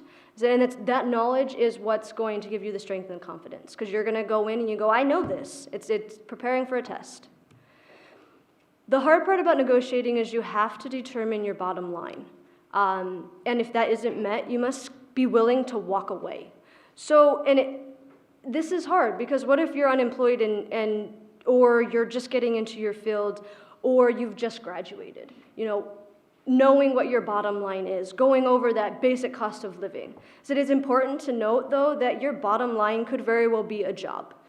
But, that's totally acceptable, but just because you may be in that boat, you may feel desperate, or you may feel unqualified or inexperienced, or have this ridiculous notion that you need to pay your dues, do not sell yourself short. Remember, there's usually room for negotiating, whether it is monetary salary or it's non-traditional benefits, more vacation time. I said, do it.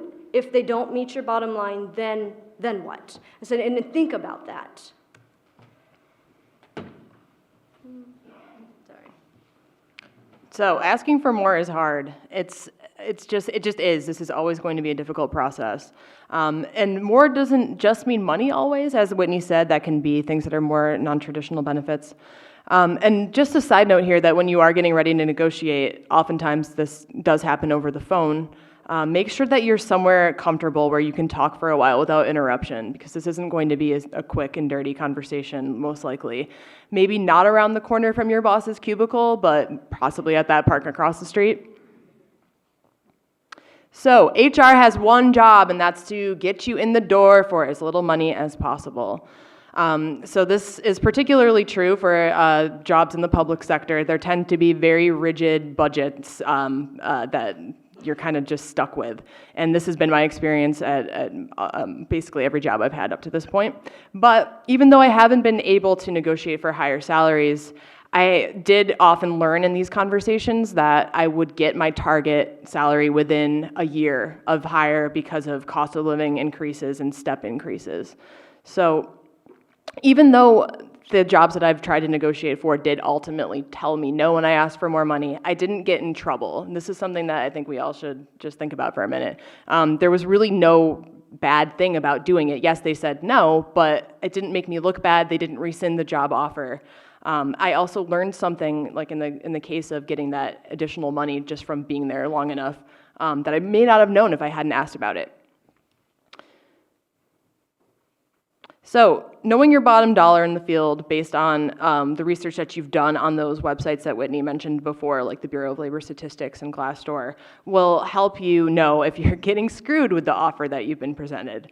So with that in mind, you can ask flat out, is there room for negotiating? Be prepared to counter-argue their offer with specific numbers if you think it's very, very low, such as the average salary for this job is X, the cost of living here is Y, I have this to bring to the table, I was expecting an offer of Z. Just be specific.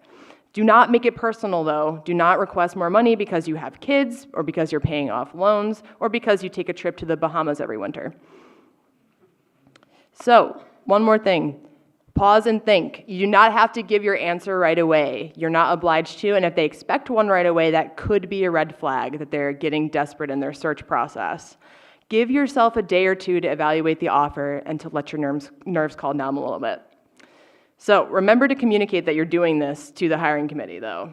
If they expect an answer within a day, that is a good thing to know.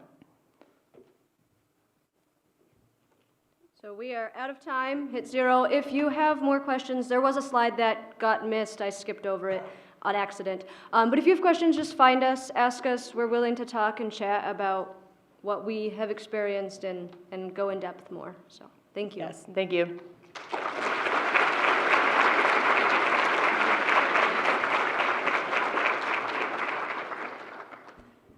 Thank you. Next up is Destroying Imposter Phenomenon in Code4Lib and Ourselves by Dominique Bortmas.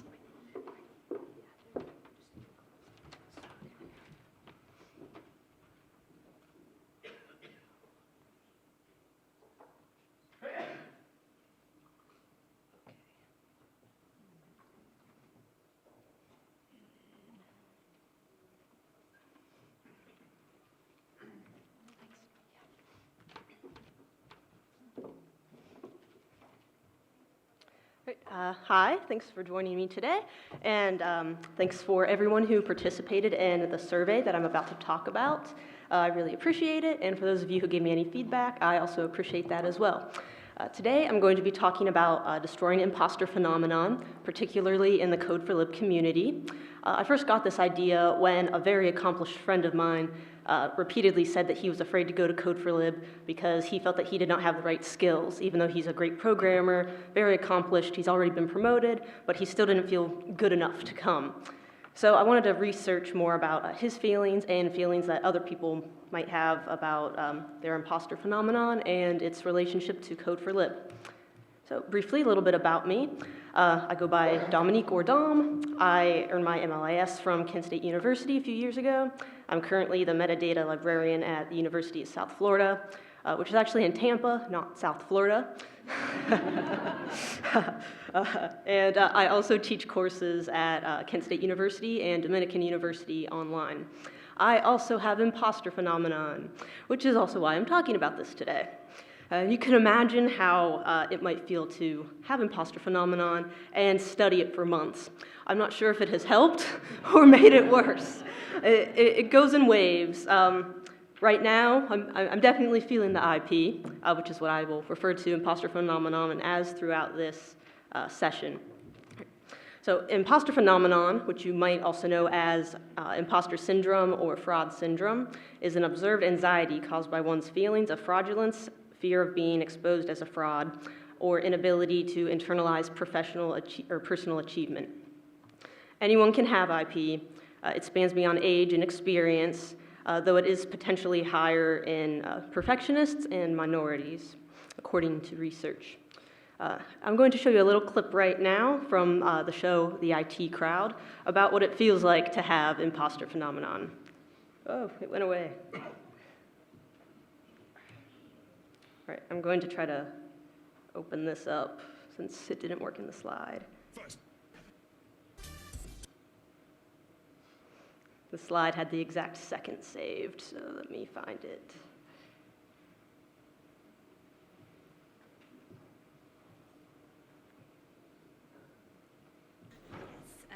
Really looking forward to getting it's to not grips working. with I'm going to put you in IT. All right, I'm just going to have you listen to it, if you can, and if not, I'm going to sum it up real quick. And some backstory on this, a woman is interviewing for, or just got a position, and she is about to find out what job placement she has. Because you said on your CV you have a lot of experience with computers. I did say that on my CV, yes. I have a lot of experience with the whole computer thing, you know, emails, sending emails, receiving emails, deleting emails. I could go on. Do. The web, using mices, using mice, clicking, double-clicking, the computer screen, of course, the keyboard, the bit that goes on the floor down there. The hard drive? Correct. Uh-huh. Well, you certainly seem to know your stuff. That's settled. Got a good feeling about you, Jen, and they need a new manager. So that is what it feels like when you have imposter phenomenon. You feel like you have no idea what you're talking about, that you are faking it, that you are a fraud.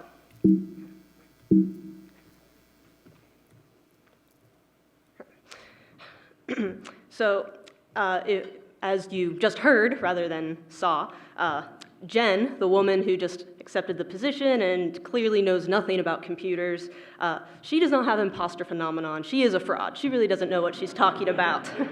So unless you are going into your job and you really have no idea at all what you're talking about like this, then that is fraud. That is not imposter phenomenon. Also, imposter phenomenon is not occasional feelings of self-doubt or anxiety. Those go along with each other, but you don't have to have both of those to have imposter phenomenon, and those two things are not equivalent to imposter phenomenon.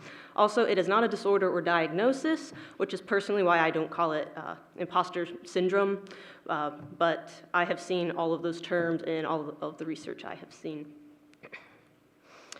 Imposter phenomenon has negative impacts such as stress, anxiety, self-doubt. It limits your professional development, in the case with my friend I mentioned. It also limits your enjoyment of your work because you spend so much time worrying about it when you could just be doing the job that you actually are qualified for. So I conducted a survey to determine the levels of IP throughout our community and to determine the impact of IP on Code4Lib participation and attendance. To do this, I asked for the following categories: demographics, scores from the Clance and IMES imposter phenomenon scale, also the perfectionist self-presenting scale, because perfectionists go along with having higher IP scores. Also Code4Lib awareness, if the participants were aware of Code4Lib, if they've attended before, and also their participation in Code4Lib and their feelings about it. I distributed the survey to an audience of librarians and information professionals, specifically within technical areas of librarianship. So this wasn't really including reference librarians, for example, though I did have one who was a reference librarian who took this survey.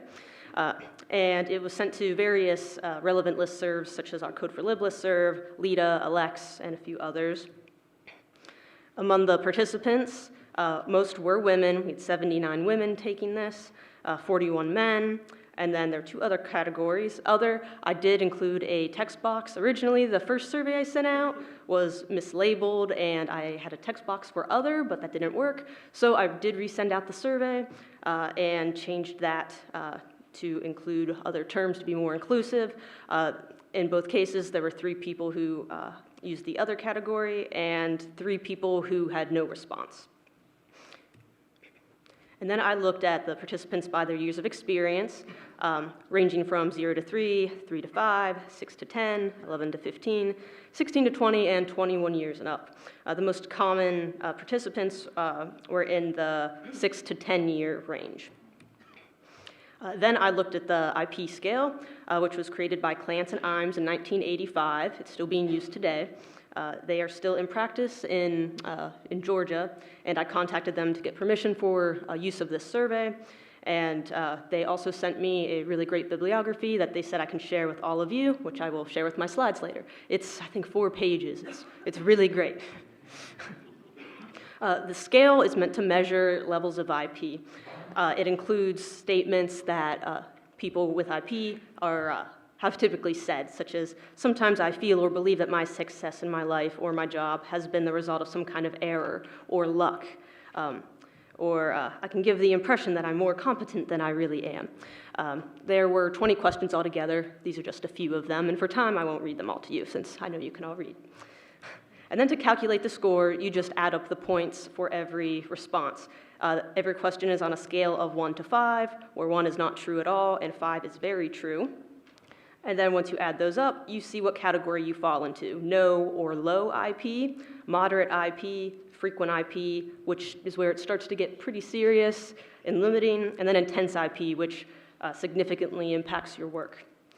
And then I looked at the perfectionist self-presenting scale to see if there was any match between the IP scores and the perfectionist ratings.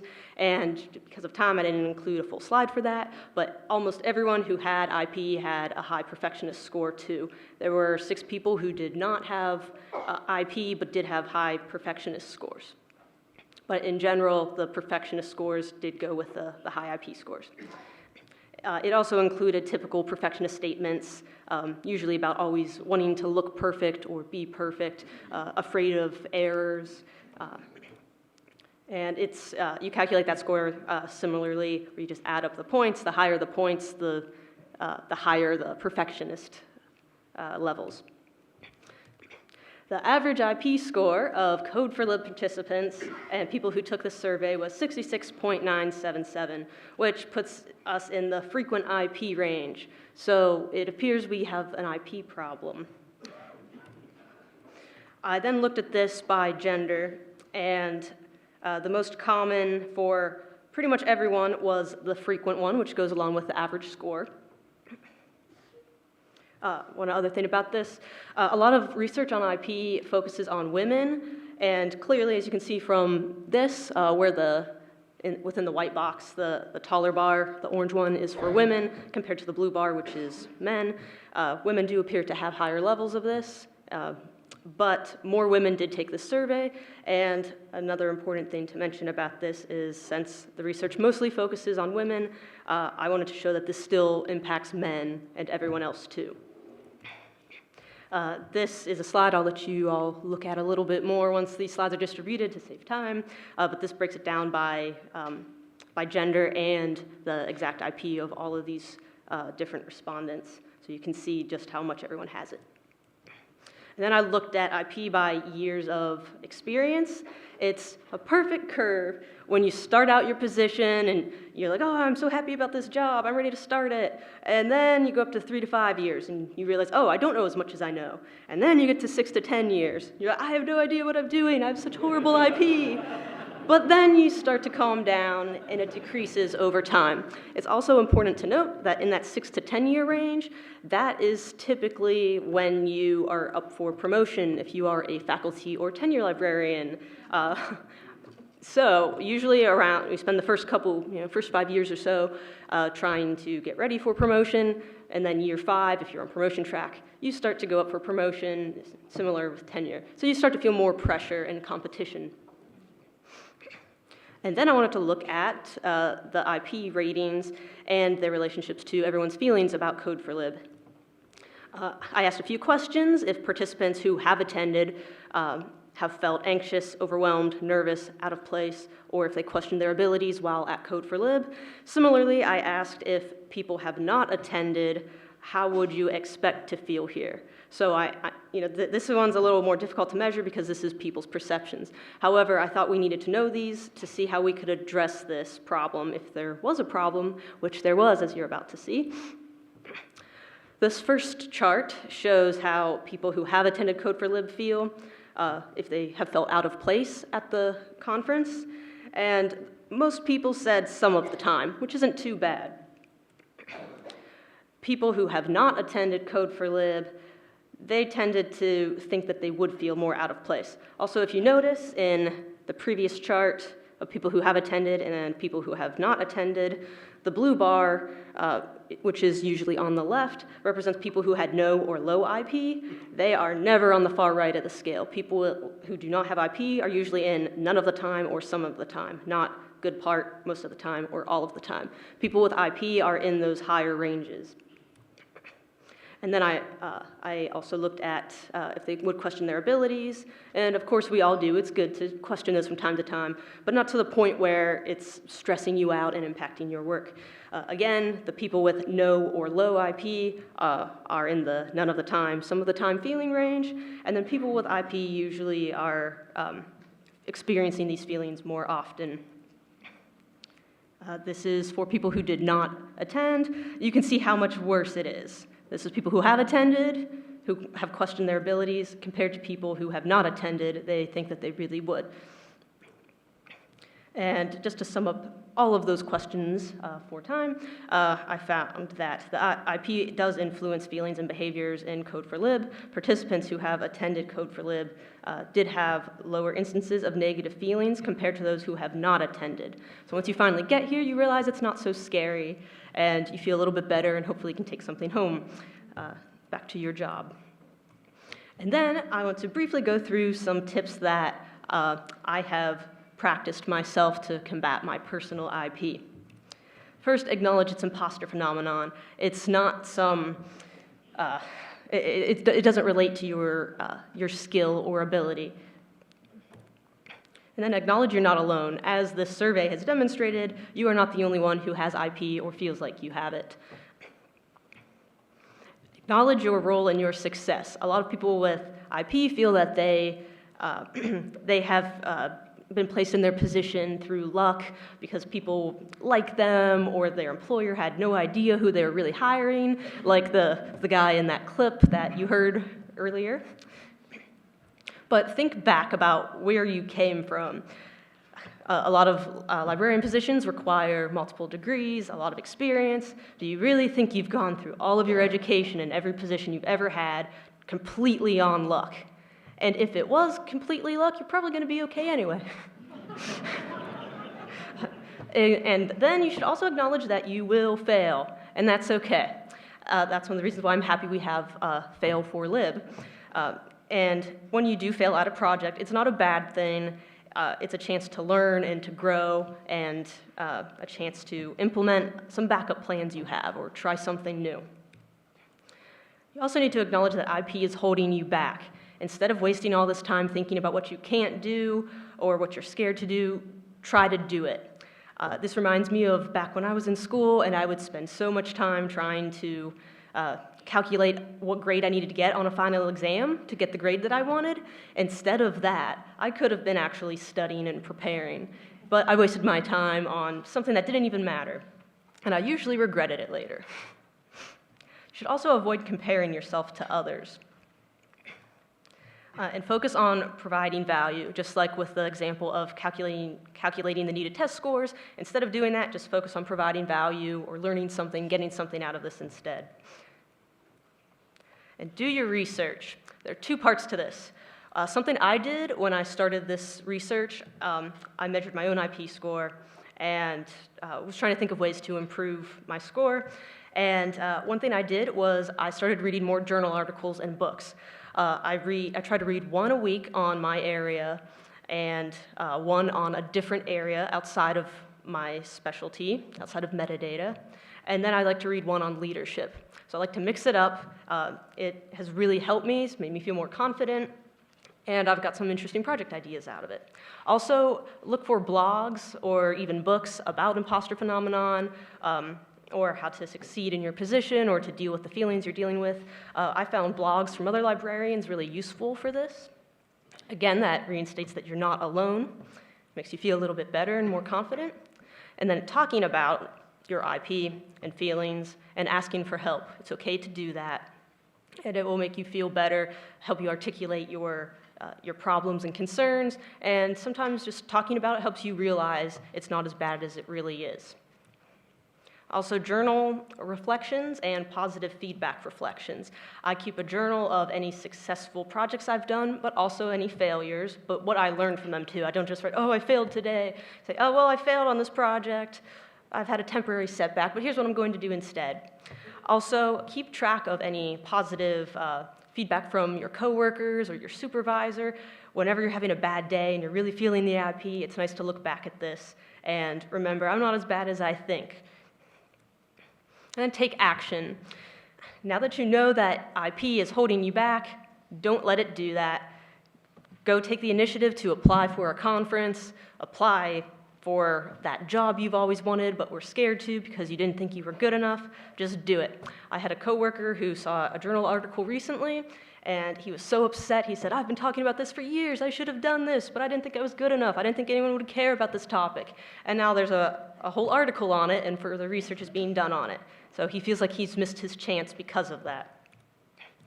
And then I want to go through a couple of quick slides of combating IP in others, in addition to all the other tips I just mentioned. First, encourage others. Help others succeed, and serve as a mentor. And that helps both ways. I'm paired up with a mentor who is quite older than I am, and we call it a symbiotic mentorship, since we both learn a lot from each other. Right, and I have 50 seconds for questions.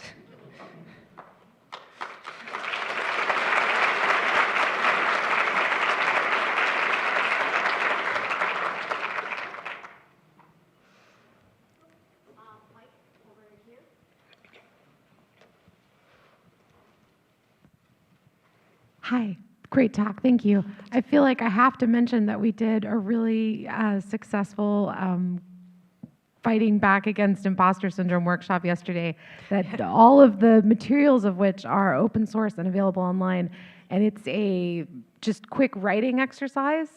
And I've taught that or led that in, I was working at Stanford University Library until recently. Did it there several times. I've done it at conferences a few times, and it's really fun and a really great way of having the conversation and fighting it in yourself. So just wanted to mention that. Yeah, thanks for mentioning that. I saw that when I was looking through the workshops, and if the workshop was after this, I wanted to promote it, honestly. And I saw a lot of the things you mentioned and just said also matched up with some of the tips I mentioned. So it's glad to see that it has worked for other people too. So we have another great example of that. All right, thank you. you very much.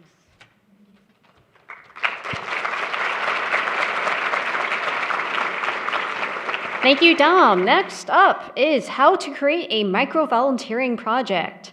And we have 4 presenters, and this is going to be the part where I reconfirm my title of Destroyer of Last Names. Jessica Bareilles, and Amy Gay, and Jada Jones, and Claire Divya. Thank you.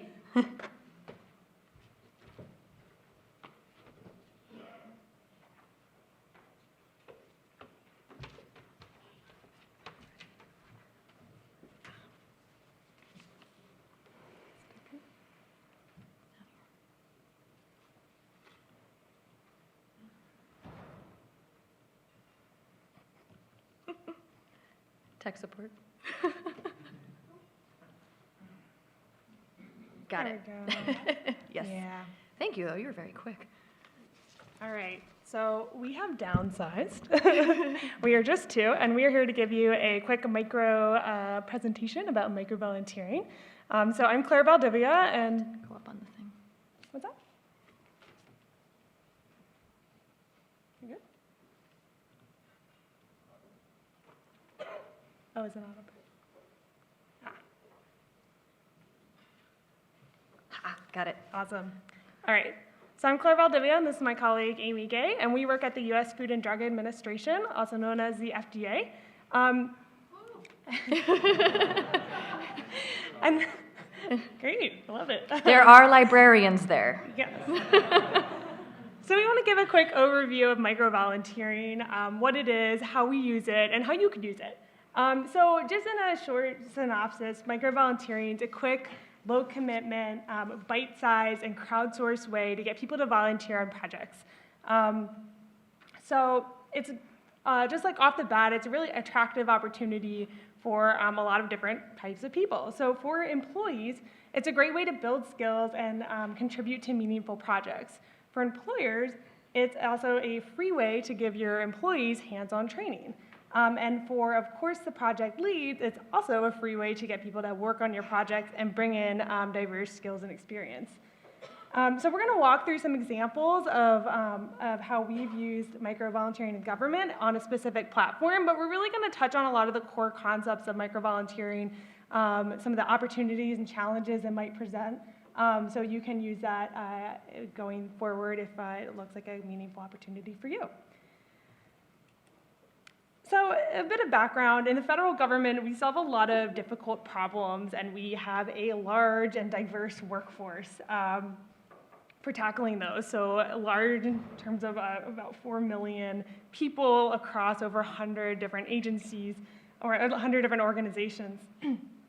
But there are some challenges with that. So we have challenges with recruiting and retaining high potential talent, and they're resource constraints. So budget, staff, and scheduling can prevent from having people really doing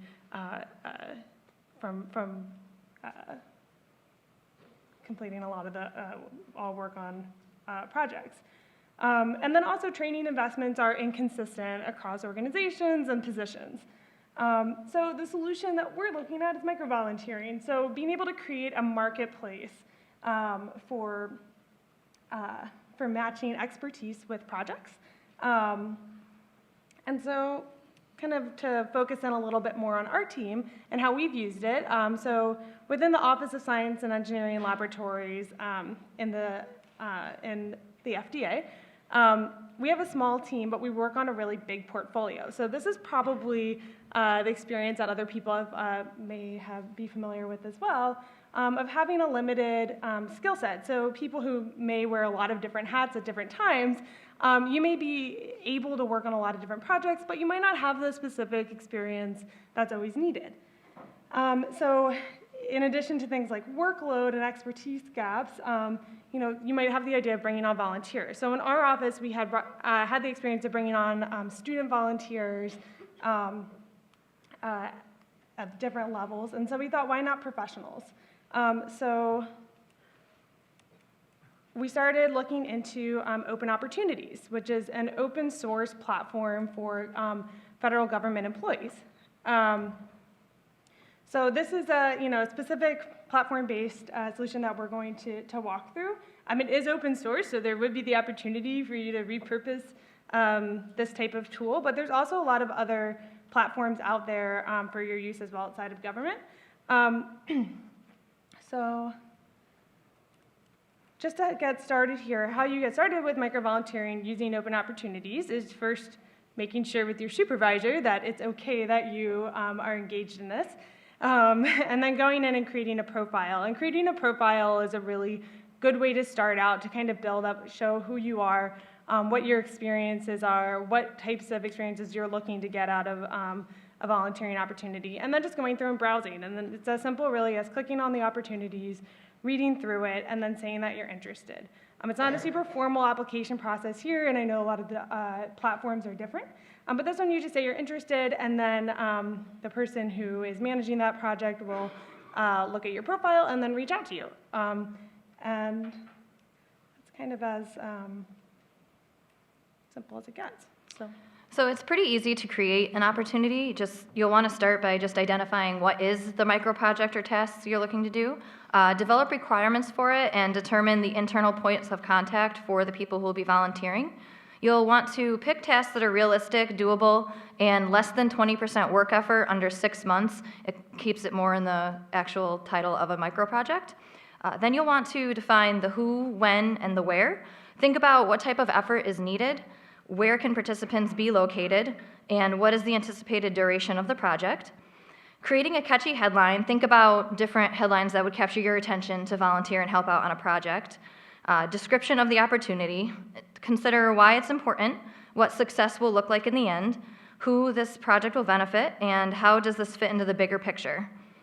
Advertise your announcement through existing channels. We've talked about the open opportunities briefly as a platform, but there's listservs out there, there's internal, external websites and wikis, and these can all work just as well. Make sure you meet with the interested volunteers, whether it be virtually or in person, to discuss the work that's needed and just make sure that the opportunity is a good fit for both parties. You'll want to negotiate the parameters of it, schedule with the selected volunteers when would be a good time for them to be working or if it's a flex, and also get the project initiated. Then it's just basically monitoring the ongoing progress, communicate, and do some check-ins along the way and see where it goes from there. These are some example projects by one of our other team members who's been utilizing this platform for quite a while. One of them was Design Thinking Workshop Facilitator. This was a 2-hour on-site, and it had 2 people involved from different agencies, and they were to provide design thinking training courses to 76 people at FDA. And when this post was created, they were also approached by someone at another agency that requested collaboration to create a design thinking toolkit for internal ideas competition. Another one that was utilized is the Salesforce developer for institutional repository platform. This one was a little bit longer. This was at the cap of 6 months and had 20% requirements to it. The people could work virtual though, and it included 2 people, one being a chief architect at the US Census Bureau who was doing a replatforming of the institutional repository from DSpace to Force.com. And this gentleman was interested in it because he wanted to learn more about Salesforce development before investing in it for his own agency. So this benefited from both his skills and work already, and he was also able to learn Apex programming to try an expensive new product, which was awesome. And another one that was a great one was project management and the mobile app development coaches. This was for a high school summer program, and it was 6 weeks long, 10%, and this was also on site. There were 5 people that joined from different government agencies, and they helped teach high school students all aspects of mobile development.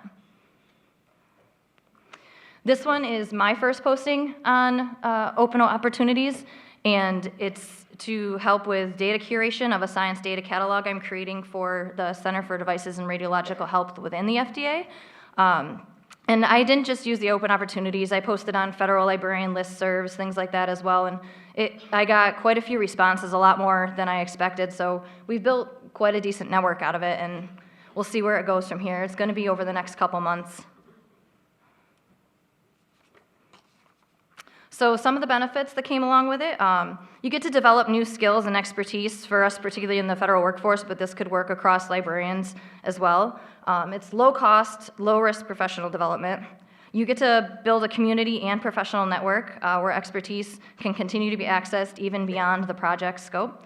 You get to save money, which is awesome. Saving money is great. And we done? Okay. Okay, challenges, there's always challenges. Getting in federal agencies is very difficult. That was one of our biggest challenges. I learned that on my first day. And lessons learned. Thank you. Thank you.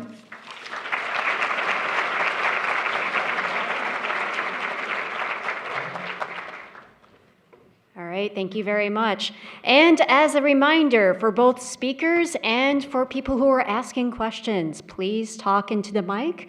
Our transcriptionist is doing great, but we could help them a little bit better by making sure that we are using the mics. So next up is Build Your Own Software. Yes, build it, by Hector Correa. Yes. Yes, got it. Close enough. Close enough.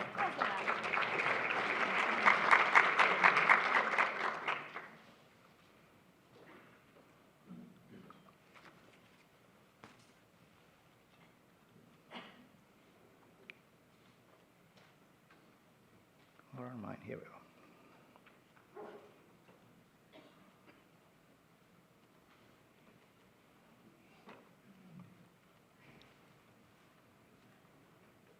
All right. All right, well, thanks. So what is this talk about? What do I have in mind when I say, hey, let's build our own software? And I'm thinking about building software as opposed to adopting large open source solutions. I've been working at the library for a short time, all things considered, and I have noticed that we tend to adopt large open source solutions as opposed to building our own, almost always. It seems to be like the default mode. And I want us to kind of swing that pendulum back a little bit, and not always adopting. So in this talk, I'm going to highlight some of the advantages of building on your own software as opposed to adopting an existing one, and I'm going to focus on some of the disadvantages of adopting open source solutions, not because I hate open source solutions. I think open source is great, and I'm going to try to talk also about the benefits of open source solutions. So the talk is not an attempt to bash open source solutions. I'm going to actually use some examples with Vivo and Hydra and Folio even, but I'm not trying to bash those communities. I'm trying to use those as references for us. Although the name of the talk is Build Your Own Software, I'm not suggesting that everybody learns how to code. That's not the point of this presentation. And I'm also not suggesting that we go alone, that you build everything from scratch. There is a lot of benefits from adopting open source components. So I'm going to focus on when and how I think we could get the best out of open source. So why build our own? And I know this is probably counterintuitive because software is complex. And after hearing Dominic saying that we have a high IP factor, I'm telling you, hey, it's complex, let's build more of it. It's probably not the way to go, right? But I think building our own is actually a way to manage complexity in software. And there are several ways in which we can do that, right? But before I jump into that, I would like to talk about what do I mean by complexity. And I'm going to use Donald Norman's definition that he says complexity reflects things that are intricate and interrelated, which is not the same as complicated, which suggests things that are just confusing. He gets a bit philosophical and says that complexity is the state of the world. Things are complex, whereas confusing is the state of the mind. We might be confused on certain things. And I'm going to tackle complexity in two different ways. One is going to talk about software more than just the technology. And this is not something new. In 2009, this guy, Nathan Esberger, talked about softwares are being more than just code. They are heterogeneous systems. And that we should consider software not as an end product, as a finished product, but also as a system that has social components to it. Likewise, 2 years ago, Becky Jones talked about this in libraries. Technology is more than just the lines of code, right? It actually interacts with everything that we do. And so I'm going to try to talk about the complexity when we build software, both in the technology part, the lines of code that we write, the components that we use, but also the learning part. When you build software, you learn. You form a theory of a problem, a solution about it. So Donald Norman says that you cannot remove complexity from a system, right? I mean, systems are complex. And the same is true with software, I think. But you can manage that complexity. And I hope what I present today, that we should be building our software, give you some ideas on how to manage that complexity. All right, so how? As I said, I'm going to talk on two different parts of this. One is that we should see software development as a learning process, not as a product. That's the social part of it. We're going to learn a lot when we write software. And the other part, and we talk a lot about this, I think a lot of the discussion about open source focuses on the technology part. And I think that building smaller systems that do one thing for one institution, will allow us to build systems that are less complex, that systems that do a lot of things for a lot of institutions. Right? And this is not, again, slant again, open source solutions. By their own nature, they have to please a lot of institutions. But there are also complexity, right? And notice that I'm saying that systems could be less complex, not simple, because again, I'm assuming that software is complex. So the learning part. Educational researchers think that learning is a process, not a product. And I think we should take the same approach when we talk about software. We should treat software as a learning process. When we develop a system, we actually develop an understanding on what is it that the institution does, what are we trying to solve. And by building our own software, we actually go through that process, which is not something that you can do if you adopt a large open source solution. Right? You just get the code and the solution is already made for you, but you don't know exactly how it was conceived. And I think that shared understanding is really, really important. We should actually work on that, enjoy that part of the process. It's not something that we should avoid. We should actually go through. It actually has a lot of benefits for us to actually learn, not only the technology, but the domain that we're working in. And this is not common it's not only in libraries. I mean, developers and domain experts usually don't see eye to eye, and we should work a lot on that. And I think libraries have a lot going on because people are as a very welcoming community as a whole. So I think we should actually take advantage of that environment and actually work together and develop a shared understanding of our software and how it was built. Mike Davidson has a very interesting blog post in which he talks how IT organizations should shift from the motto of what did you ship last quarter to what did you learn last quarter. And I think we should do the same thing as we develop software in libraries. I mean, what are we learning as we develop these solutions? So when you adopt a very large open source solution, you get the source code and yay, thousands of lines of code, hundreds of developer hours that you save. But you also get a lot of assumptions that went into making that software. You don't know what those were. Those are assumptions that work very well for the team that built it and for the people that they consulted with. Will they work for an institution? They might not. You just really don't know. And when you adopt a solution, a large solution, you don't get the team that built it. I mean, you don't get all of those developers or all of those librarians. You also don't get any of the learning that went through. So keep that in mind as you're thinking about, hey, we should be adopting this open source solution because we're going to save lines of code, that we're going to save developer hours.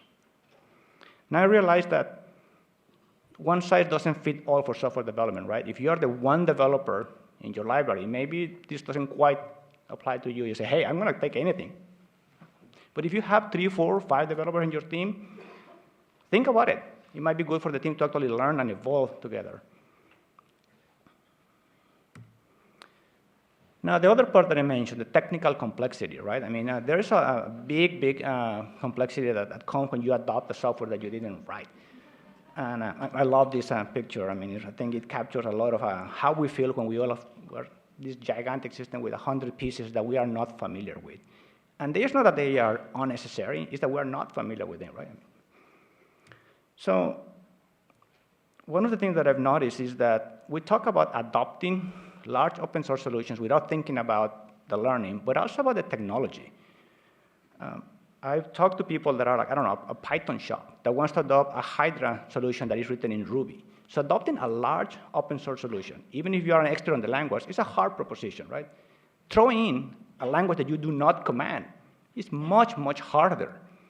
And I think it's because we tend to focus on we want to adopt that solution, not what are the needs that we're trying to address. For some reason, we in the development world think that reductionism really works, that if you understand all of the little pieces, you are going to understand how the system was put together. And we don't know. We know that doesn't work, right? And software development is pretty much a social and a human endeavor, and reductionism doesn't really work very well for those things. One of the things that I also hit is that, well, we're stuck on our old legacy technologies. Well, innovate, evolve. You can do those things. I mean, you can do little by little. You can adopt new technologies. You can actually try smaller pieces. You can develop new modules and new technologies and new databases and new languages and connect them together. But if you adopt an open source solution in a language that you don't understand, and even if a language that you don't understand, you're adopting a huge component and all of it, not bits and pieces. Dan McKinley has a really interesting blog post called Choose Boring Technology. And he takes the approach that we all have something running already, right? And we want to innovate. We want to do something else. Maybe we are tired of our PHP, MySQL. We want to try something else. Fine. Install a Mongo database and start playing with it, but do not make the whole institution depend on it wholeheartedly. I mean, just play with it, use it. And again, building your own and adopting little pieces is a really good way of doing that. And those things might not be things that you don't write. You might actually adopt things from others, but adopt smaller pieces, not large systems. Another thing that I think is important is when you build your own software, you get to focus on your own requirements, right? You actually get to ask people, what do we need? Maybe what you need is a more polished website. That doesn't mean just throw away your website. Maybe you just need to hire a designer to help you with that. Or maybe you need to improve something in the backend. Again, but you don't have to replace the UI and change it on the users, or you don't have to change your database. Maybe you do. If you're building your own software, you get to make those decisions. If you adopt something, they were made for you all at once. And we talk about being agile developers. Well, agile means that you make incremental upgrades and you're iterative, right? I mean, if you're in control of your own software, you get to do that. And that, I think, is very beneficial. You get to evolve your software as it goes at your own pace, whatever is comfortable with you. One of the things that we try not to talk about much is that we gravitate toward open source as opposed to proprietary solutions because we want to customize them. We want to be able to have the freedom to actually customize those solutions. But if you customize them a lot, which is why you went in, guess what? You're in a different fork of the application. Your upgrades are going to be very painful. And that's something that we should talk about. We shouldn't just say, well, I don't know. Next time will be better. We're going to do different next time. If I were to ask how many of you have adopted an open source solution, and 3 years later you are in a fork that you cannot upgrade back to the master branch, a lot of hands probably will go up. That happens, right? I mean, that's something that we should acknowledge. And I think we should shift the conversation also away from products. We shouldn't say, we need a blacklight solution, or we need a Vivo portal. What do you really need? You need to improve your discovery layer, maybe. Or you need a better way for your researchers to highlight their contributions, and maybe to connect with each other. Find what you really need. And again, share ideas, share code. I think these kind of events and workshop and open source, we should keep on sharing things. It's just, I'm cautioning about sharing large components. And if you see a team successful, don't assume it was successful because they used a particular tool. Assume that they were successful because they worked together. Librarians, developers, managers, that they actually worked together and figured out what they needed to do and develop something that works. If they use a particular tool, that's great, but it's usually not the tool that makes them successful. It's the team effort. Now, as I said, there are some things that I think open source is a great help to what we do. And I will caution that we should focus on the smaller utilities that do one thing. jQuery, Bootstrap. The Harvard Innovation Lab developed a small plugin called Stack Live to display books in a virtual shelf. They don't care what your data looks like and where it's stored. It could be in a database, in a text file. You just pump the data to that plugin and it renders. That's a great example of something that I think was well written and very independent. Traject, something that a lot of us use here to actually move data from Mark to Solar. Another great example. It's just one thing and it does it well and moves on. You don't need to actually use Blacklight to use Traject, for example. It just moves your data from one layer from one database to another, and that's it. And I think those kind of solutions that do one thing are a great example, particularly if they focus in one layer only, either UI or either in the middle tier or in the data tier. Solutions that cross boundaries are much harder to maintain. And Blacklight is probably an exception, and not because it's a diamond sponsor, but because Blacklight is a read-only application, right? So Blacklight goes all layers, but it's read-only. So it's very different to talk about a utility, a module that is read-only, compared to one that actually is going to read and write your data. That's a totally different game, and you should be very cognizant about that. Now, open source communities are incredibly good as communities. I mean, I worked on the HIDAR project for a while, and the community is so strong, it's so powerful, and if you are building your own solution, you're a little bit on the sidelines for that, and that's a disadvantage if you build your own. Open source solutions, I think what they bring, more than anything, is a great community. Security updates, another thing that open source solutions tend to do really well. They are on top of those things. If a vulnerability is detected on something, they release a patch for it right away. It's questionable whether everybody adopts the fix right away, but they fix it right away, right? But if you build your own, it depends on whether you feel like updating it or not. And I already talked about this. I mean, we should do small modules, and I will call this the Linux module, right? I mean, you can actually output a file and pipe it and to grep, and grep actually pipe that to another command. I think Linux got that really well, and I think we should do something like that. And I don't mean command line utilities. I mean small applications that do one thing and can communicate with each other, whether it's via APIs or different ways. And again, just to reemphasize, the size of the solution that you adopt matters a lot. I mean, a small solution is one thing, a solution that crosses boundaries is another one, a solution that does read-write operation is a different approach. Keep that in mind as you adopt an open source solution. See what it works for you.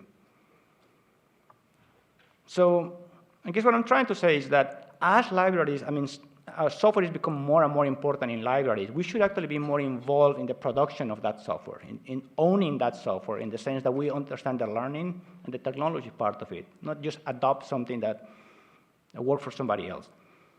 And we're a young discipline. I mean, software development is relatively young, especially compared to librarianship and other areas.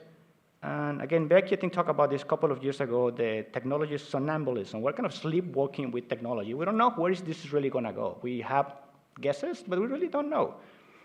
And a few months ago, I was reading a book on anthropology, kind of by accident, and they talk about how anthropology in the 1800s happened in the way that somebody goes to a faraway land, they come back, they tell the story to somebody, that person writes it, mostly with Western point of view, and writes a book about it, and that becomes anthropology, right? As time goes on, people realize that's not a good idea. We should actually send people to the field. So they will send them. They will actually study a culture for a couple of weeks, come back and write the same book. But they don't understand the culture, right? Eventually, they realize that really is not a good approach. We should actually send people for extended periods of time for them to really understand the culture, really get it, and then write it, understanding both cultures. I think in software development, we should do something like that. Instead of just adopting something that was written by somebody else for somebody else, we should actually understand our own institutions. What do they need? And work with our librarians, work with our developers, our management team. What do we need? What are we after? And somebody mentioned, I mean, what are our goals, our strategy, our vision? I mean, we should actually talk a lot about that. And yes, software is complex. Software is hard. But it's not impossible, and we could do it. We should actually appreciate that long-term learning that we're going to gain by building our own software. And again, build smaller components, keep sharing ideas, keep getting together as groups and have special interest groups. Share your code, share your architecture, share your ideas, make it open source. There's a great value of anyone being able to see your code and see how you solve a problem. I'm not saying we should get away from that. We should keep doing that. I think that's very important. And I think that's all I've got. Thank you.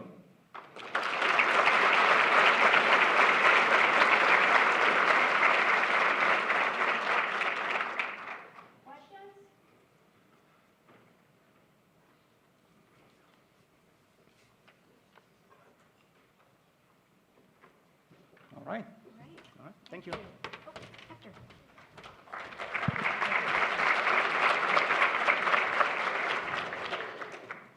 All right. Next up is Fostering a Departmental Culture of Peer Mentorship in Software Development by Kevin Beswick and Nusrat Khan.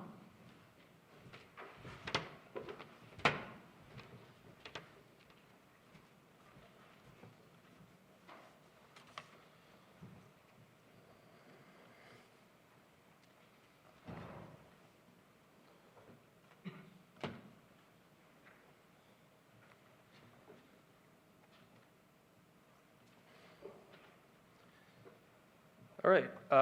Hey, my name is Kevin Beswick, and this is Nusrat Khan, and we're from North Carolina State University Libraries. And today we're going to talk about the work we've been doing in our department and beyond to create a culture of peer mentorship around software development. So just before we get into what we've been doing, we're gonna I'll set the context a little bit. So we work in the Digital Library Initiatives Department, or DLI for short. So we're one of two IT-related departments at NCSU Libraries, and we focus on things around system analysis, software development, and visualization. It's important to note that not everybody's primary job in the department is software development, but a lot of us do it in some capacity. So we have 11 full-time department members, including 2 libraries fellows, which are entry-level librarians who spend half their time in DLI. DLI does tend to get new fellows regularly, and Nusrat will talk a little bit more about the fellows program a little bit later on. We have 1 clear fellow, and we also have, at the moment, 6 student employees working on development projects and visualization projects. So we're responsible for projects in areas around repository, special collections, space assessment, public services, application development, search and discovery, data visualization, and some of the projects you may have heard of that have come out of our department are SUMA, Lentil or MyHunt Library, and Quick Search. So why are we interested in this? So we do a lot of software development in the department. So most of our department works on software development in some capacity, as I said earlier. So we're really looking to keep our skills sharp for people who work in the department. We're also looked to as leaders in software development within the libraries itself. So keeping up those skills is very important for us. And then I mentioned earlier we have the NCC Libraries Fellows Program. So we regularly have new librarians in the department for 2-year contracts, new entry-level, or new career librarians. And we tend to get usually at least 1 per year in the past few years or so. And then we've also been hiring more student workers for projects. And sometimes these students come in with skills gaps, such as things like version control or things like that might need to be filled quickly. So we've been doing a lot of peer mentorship in very informal ways throughout the years, but we were looking to formalize this a little bit more and expand our offerings. So we did an informal departmental survey in summer of 2016. So this is just, we did a quick survey to the department about what they'd like to see offered, how they could contribute, what they can contribute, et cetera. So here are some results. So you could see the kind of things that people were interested in learning about. So these really fell into areas such as technologies that we use in the department currently, such as JavaScript, Python, Ruby, Ruby on Rails, and then also newer versions of frameworks and tools that we currently use, so Angular 2, Webpack, things like that. And then best practices around software development, things like code testing and configuration management and setup, package management and things like that. So the formats of interest, people were interested most in tech talks led by colleagues, one-on-one sessions such as code reviews or pair programming, and hands-on or in-person workshops. And I think it's pretty interesting and cool that 100% of people said that they'd be willing to lead a session within the department. So we're going to talk about some of the things that we've done over the past couple of years. So you'll notice that we tend to look towards approaches that have been used outside of libraries and adjust them to fit our context in our department. So the first thing we've been doing for the past couple of years is Scrum-style meetings. So we implemented these as morning meetings and bi-weekly planning meetings that loosely follow the Scrum methodology. This was started by Jason Kasdan. So what we've been doing lately is meeting twice per week, Tuesday and Thursday mornings for about 15 minutes. And in these meetings, we just ask the questions, what are you working on? Are you having any issues? And we involve the entire department, both developers and non-developers. And then we do bi-weekly goal-setting meetings that happen as part of our regular department meetings. And we use Trello to keep track of our projects. So the goal of these Scrum-style meetings and the planning meetings is not time tracking or accountability or anything like that in terms of keeping people accountable for what they're doing, but it's more to improve interdepartmental communication and provide a channel for support. So we're, a smaller department, well, 11 people, it's a smaller department. So we don't always get the opportunity to work directly together on projects.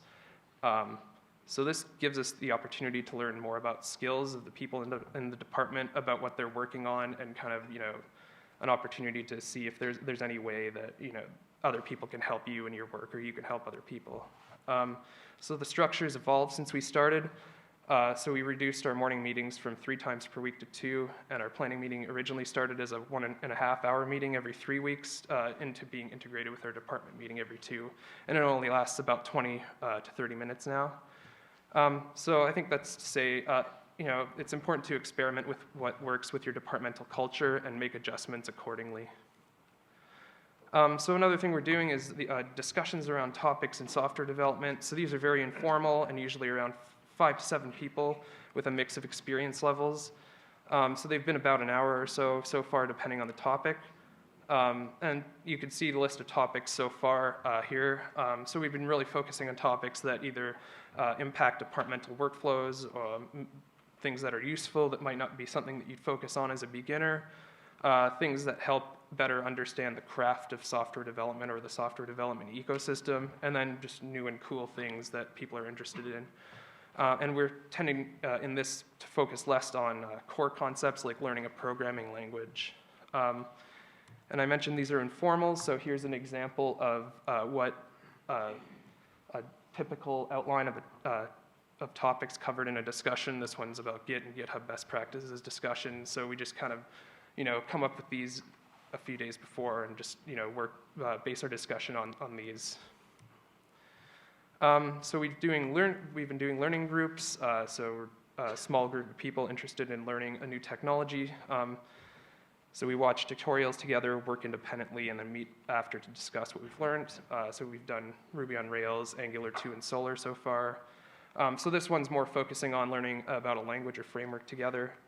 And with these discussions and learning groups, the focus on content the focus is really on content related to technology we already use, and also an opportunity to explore the new areas or figure out the new areas that we should explore together.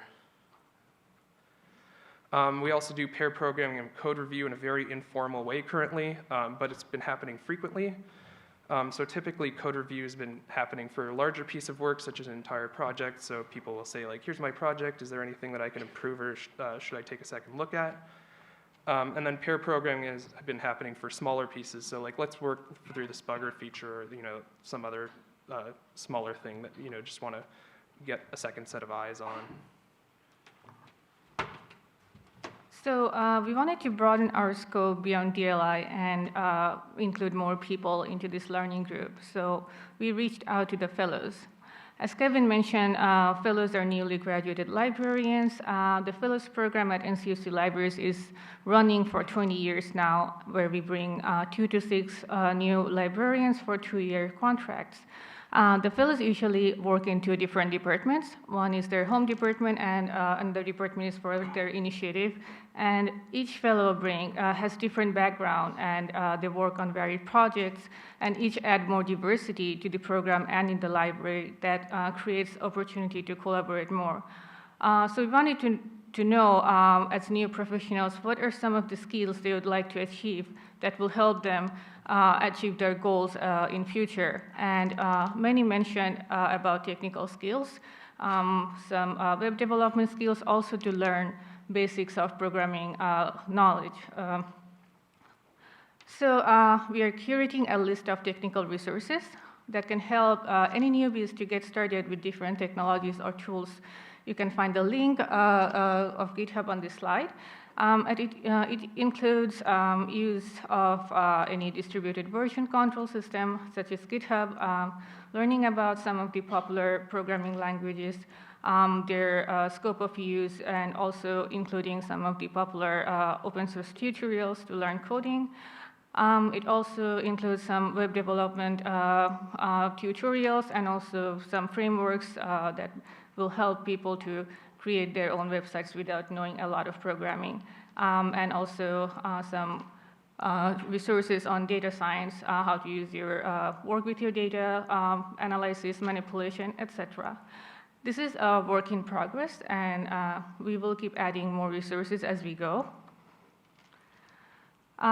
We also led discussions to approach some of the key questions to expand the scope of our work, such as what are some of the works we have to do that will apply to all the library stuff. For example, training about GitHub, not only to share your code, but also to share other works such as presentation or any kind of other resources. And we also wanted to know how can we showcase the work we are doing within the libraries. Of course, we are presenting at conferences, but how do we actually show within the library that we are actually presenting outside?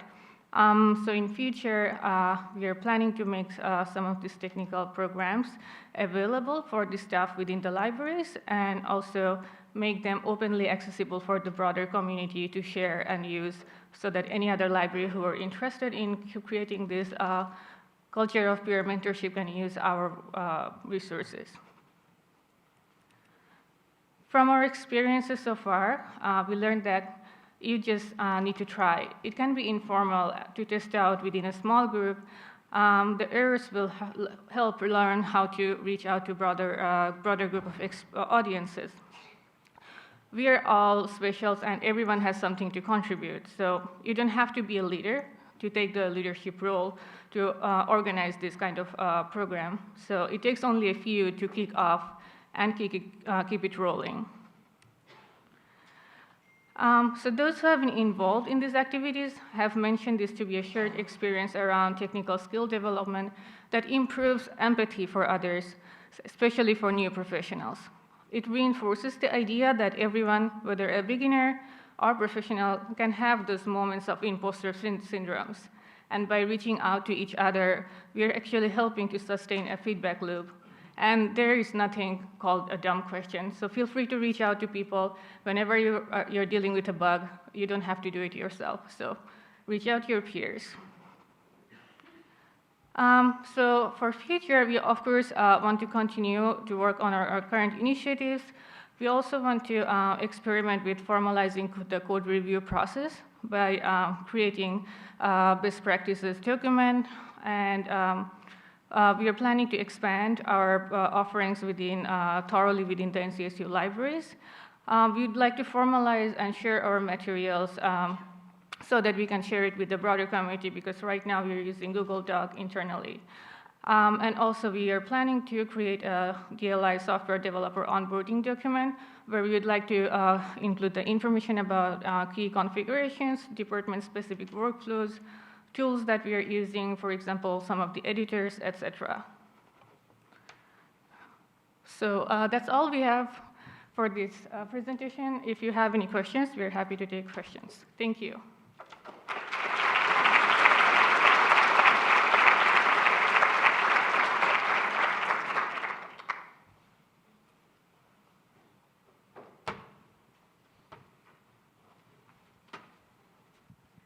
Thank you so much for your talk. If people are interested in seeing the best practices document once it's available, how will you be making it available and findable?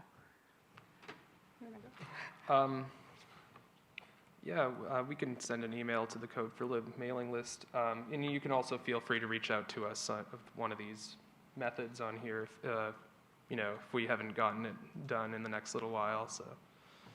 Possibly GitHub or some of the open source ways to, we'll try to publish in that way so that people can use them also.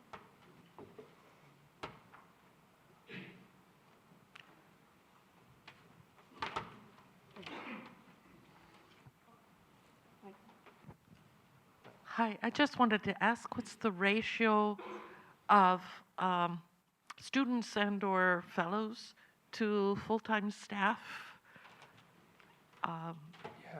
in your department? So we have 11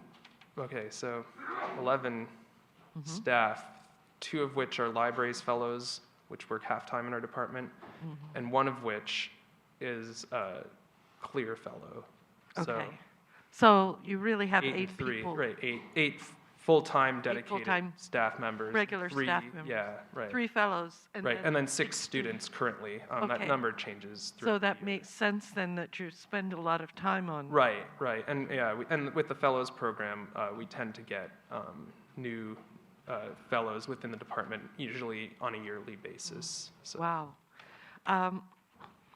Do you have any sense of, is it working for you to have this kind of sort of less permanent staff versus what if you could have more permanent staff members? What's your preference? I mean, I think, everybody would want to have more permanent staff members, but I think that the strength of the fellows program is that we're bringing in new career professionals with new ideas, haven't been exposed to the ways of, in which we've been doing things in libraries for a long time. So they bring that fresh perspective.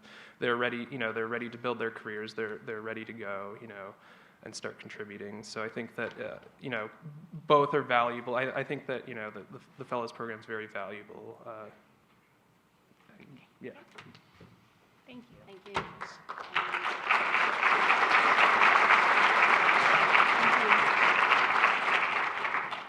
All right, last presentation before lunch. We can do this. Maintaining a kick blank tech team and organization by Bonnie Gordon, Patrick Galligan, and Hillel Arnold.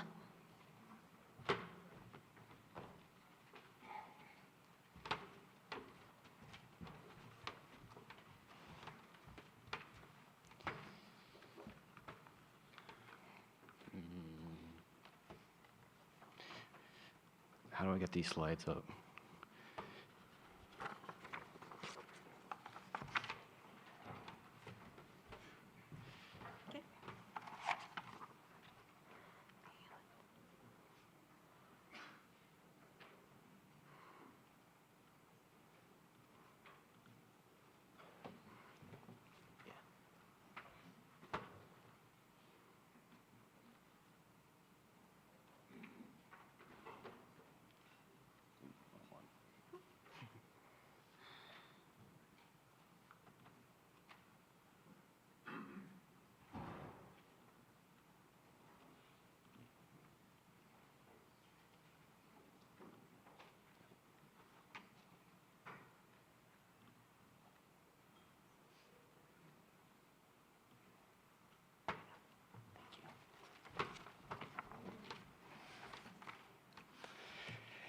Thanks. Hi, everybody. I'm Hillel Arnold. With me up here are Bonnie Gordon and Patrick Galligan. We are the digital programs team from the Rockefeller Archive Center, which is a small independent archive and research center that's located in Sleepy Hollow, New York. Our team's role, which we'll talk a little bit more about, is to provide technical leadership and expertise across all departments in our organization. That link that you see up there is the text of our talk, and there are links in that text to other things that we talk about. Most of what we're talking about are not brilliant ideas that we came up with, but are ideas that other people came up with, so you can go read about them. So in 2015, at Code4Lib conference, Sybil Schaefer gave a talk called Designing and Leading a Kick Blank Tech Team. And she talked about hiring us and developing a shared vision and implementing a bunch of user-centered tools and services. Shortly afterwards, Sybil moved on to UCSD, and that set in motion a number of really substantial organizational changes at the Rockefeller Archive Center. That was that slide. So during this period of transition, we asked each other a lot of questions. How do we keep this work going? Should we go find other jobs? Is Stanford hiring? Answer to that is always yes. When the dust settled, we realized that we needed to get back to basics, and so we revisited a set of values that we put in place in 2013 that help define how we do our work. So these values set a standard against which we hold ourselves and each other accountable. By building consensus around these values, we're able to chart out a path forward despite all those changes, focusing on the how and the why of our work helped us figure out what we need to do next. So today we want to talk about these values and how they shape our work. So this is the value that frames everything that we do. Engage and empower users. And by our users, we mean, of course, our researchers that come to visit us. We mean our donor organizations. We also mean our coworkers, and we mean the archival profession at large. We sometimes rephrase this value as helping our users have a healthy relationship with technology. That means we have to have a realistic view of what technology can do and what it can't do. We can't be scared of it. On the other hand, we can't expect it to magically solve all our problems or replace human labor. And in the words of Canadian metallurgist and physicist Ursula Franklin, we think of technology as holistic rather than prescriptive. We try to minimize disaster rather than to maximize gain. Ultimately, having a healthy relationship with technology means you have to have a healthy relationship with other people. We engage by leading with empathy. By listening before solving, and by evaluating, by learning from our missteps. We empower by putting people before technology, by using open source systems that don't force us to outsource expertise, by valuing the work of maintenance and continuity, and by looking for opportunities to pass on skills to others. Most of all, we try and maintain a posture of humility, generosity, and openness, one that invites engagement, critical thinking, and partnership, or what artist Merle Lauderman-Ukeles would call an open presence. So thanks. Another way that we engage with our users, both outside and within the RAC, is to embrace collaboration whenever possible. We like to say that we build networks, not silos, both in our use of systems and in our relationships with our researchers, coworkers, and community. We build strong networks with our researchers and coworkers by creating safe spaces where we hear their feedback, express our understanding, and respond in a timely manner. We seek out systems that support collaboration using open source tools whenever possible because they help us work together with others that share similar interests and create better products for the whole community. We're moving towards greater systems integration by using APIs because they help us create interconnected processes and eliminate our siloed data and our manual work. And overall, this work strengthens our internal communication, our relationships with our colleagues outside the RAC, and our products. So each of us believes that involving others gives us the best chance to learn and improve our work. So diversity of collaborators brings a diversity of thought, experience, expertise, and skill to our projects. For example, before we overhaul one of our major workflows, we perform a literature review, we reach out to contacts at other institutions, and we interview our key stakeholders. We find that doing so often uncovers issues and solutions that we never would have hit upon alone. However, this collaboration only works when we accept that others can bring value to the project that we cannot. We're never going to know or think of everything, so we're not shy about relying on others for help. So we've also found that our coworkers feel more involved in our projects when they feel like they have a voice. Whether that relates to features prioritizations, system choices, or changing a workflow. Two heads are almost always better than one, in our opinion, and in giving others a safe environment to propose new ideas, critique the work that we are doing, or help us out with our work, we come out of the process with better suggestions and better working relationships with our colleagues, because we've helped create investment in the project. When someone feels invested, they're more likely to learn a new skill and take ownership of a system or a workflow. So, we also like to think that we are in the business of improving user experience across all of our user communities, so we get them involved as early and as much as possible. We've seen this strategy pay off most recently while creating user stories and personas for a project that we're working on. We invited coworkers from across different function areas to help us with a card sorting exercise, and it immediately became clear that they brought a fresh perspective to the user stories that and shined their involvement strengthened the final product and shined a light on the biases and expectations that we were bringing to the table. We also think it's vital to take a strategic approach to the way we communicate with others. At all times, we strive to hear and understand different ideas and viewpoints and respond considerately and in a measured fashion. We practice what we like to call solution-centered communication, which strives to move conversations away from the problems and towards solutions. Our values of creating networks, not silos, and practicing solution-centered communication help us work to our full potential and greater meet the needs of our users, which in turn helps us create higher quality products and better fulfill our mission. So education is vital to our work. Although our focus is on providing technical expertise and leadership, we think that this goes beyond just learning and teaching how to code. We recognize that critical thinking and communication are vital skills in order to have a healthy relationship with technology. First, we need to provide ourselves with the skills in order to truly thrive. And then we seek to build confidence and competency around technology across our organization and communities. We recognize that with specialized knowledge comes power.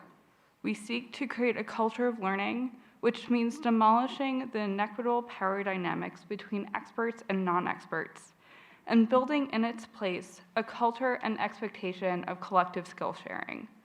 By building mutual knowledge, we build community.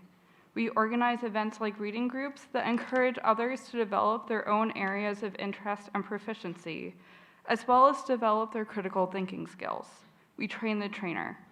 We acknowledge that everyone has expertise, and we accept our own limits of knowledge.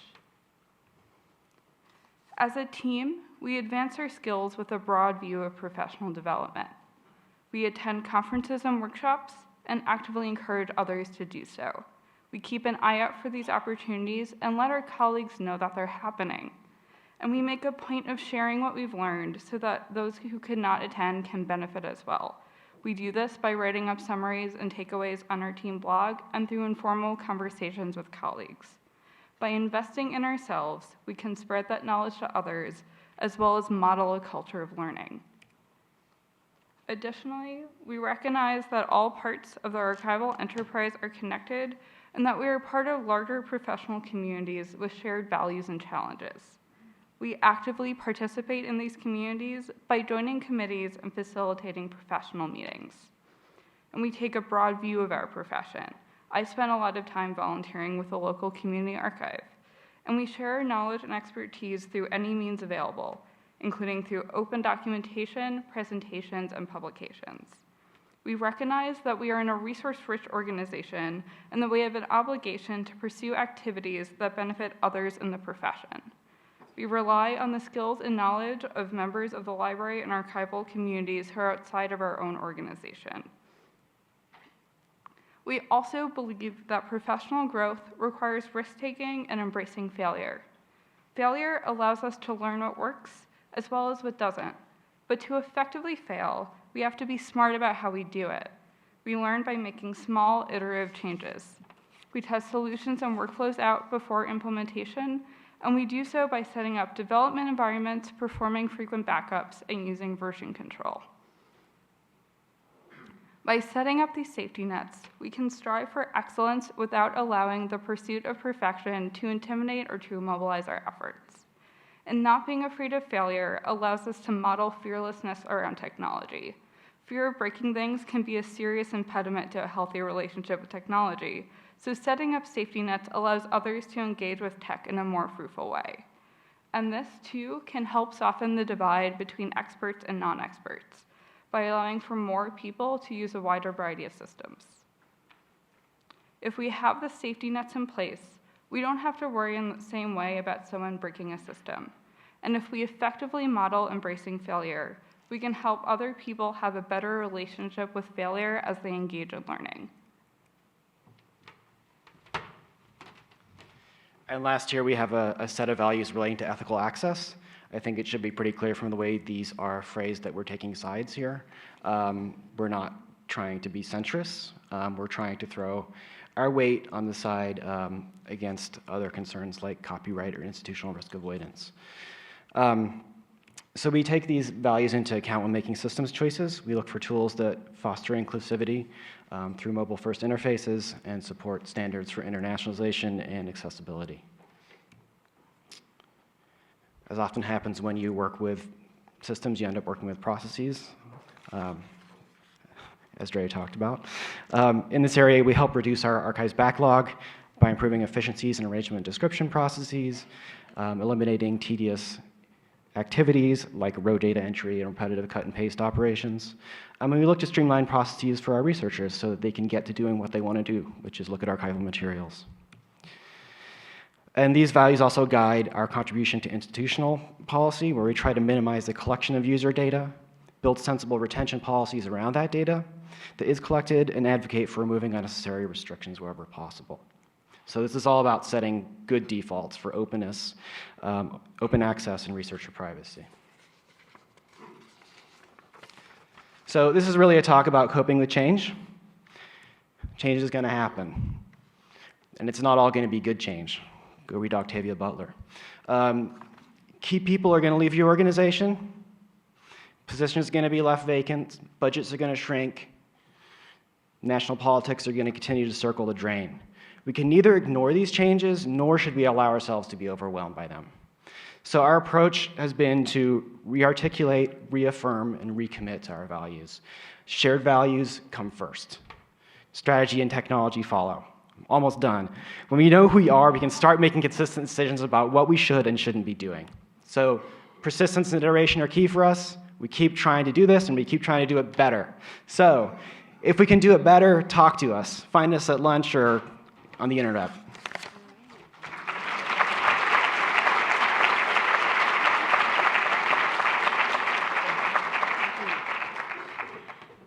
All right, you all survived your first half day of Code4Lib. Yay! So 3 announcements before we release you for lunch. First one is lightning talk signups for this afternoon. There will be a sheet of paper at the registration desk if you want to give a lightning talk. And FYI, if you're a first-time attendee for Code4Lib, we would love to hear from you. Go and sign up for our Tuesday lightning talks. Second, breakout session topics. There will be an easel, again, near to the registration desk.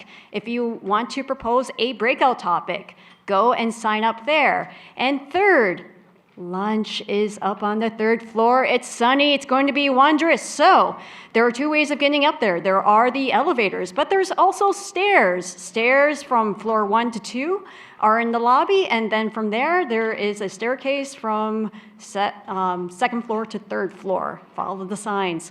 And with that, I'll see you back in this, well, I won't see you back, but 1:10 is when we're going to start up again. Thank you so much, and have a good lunch.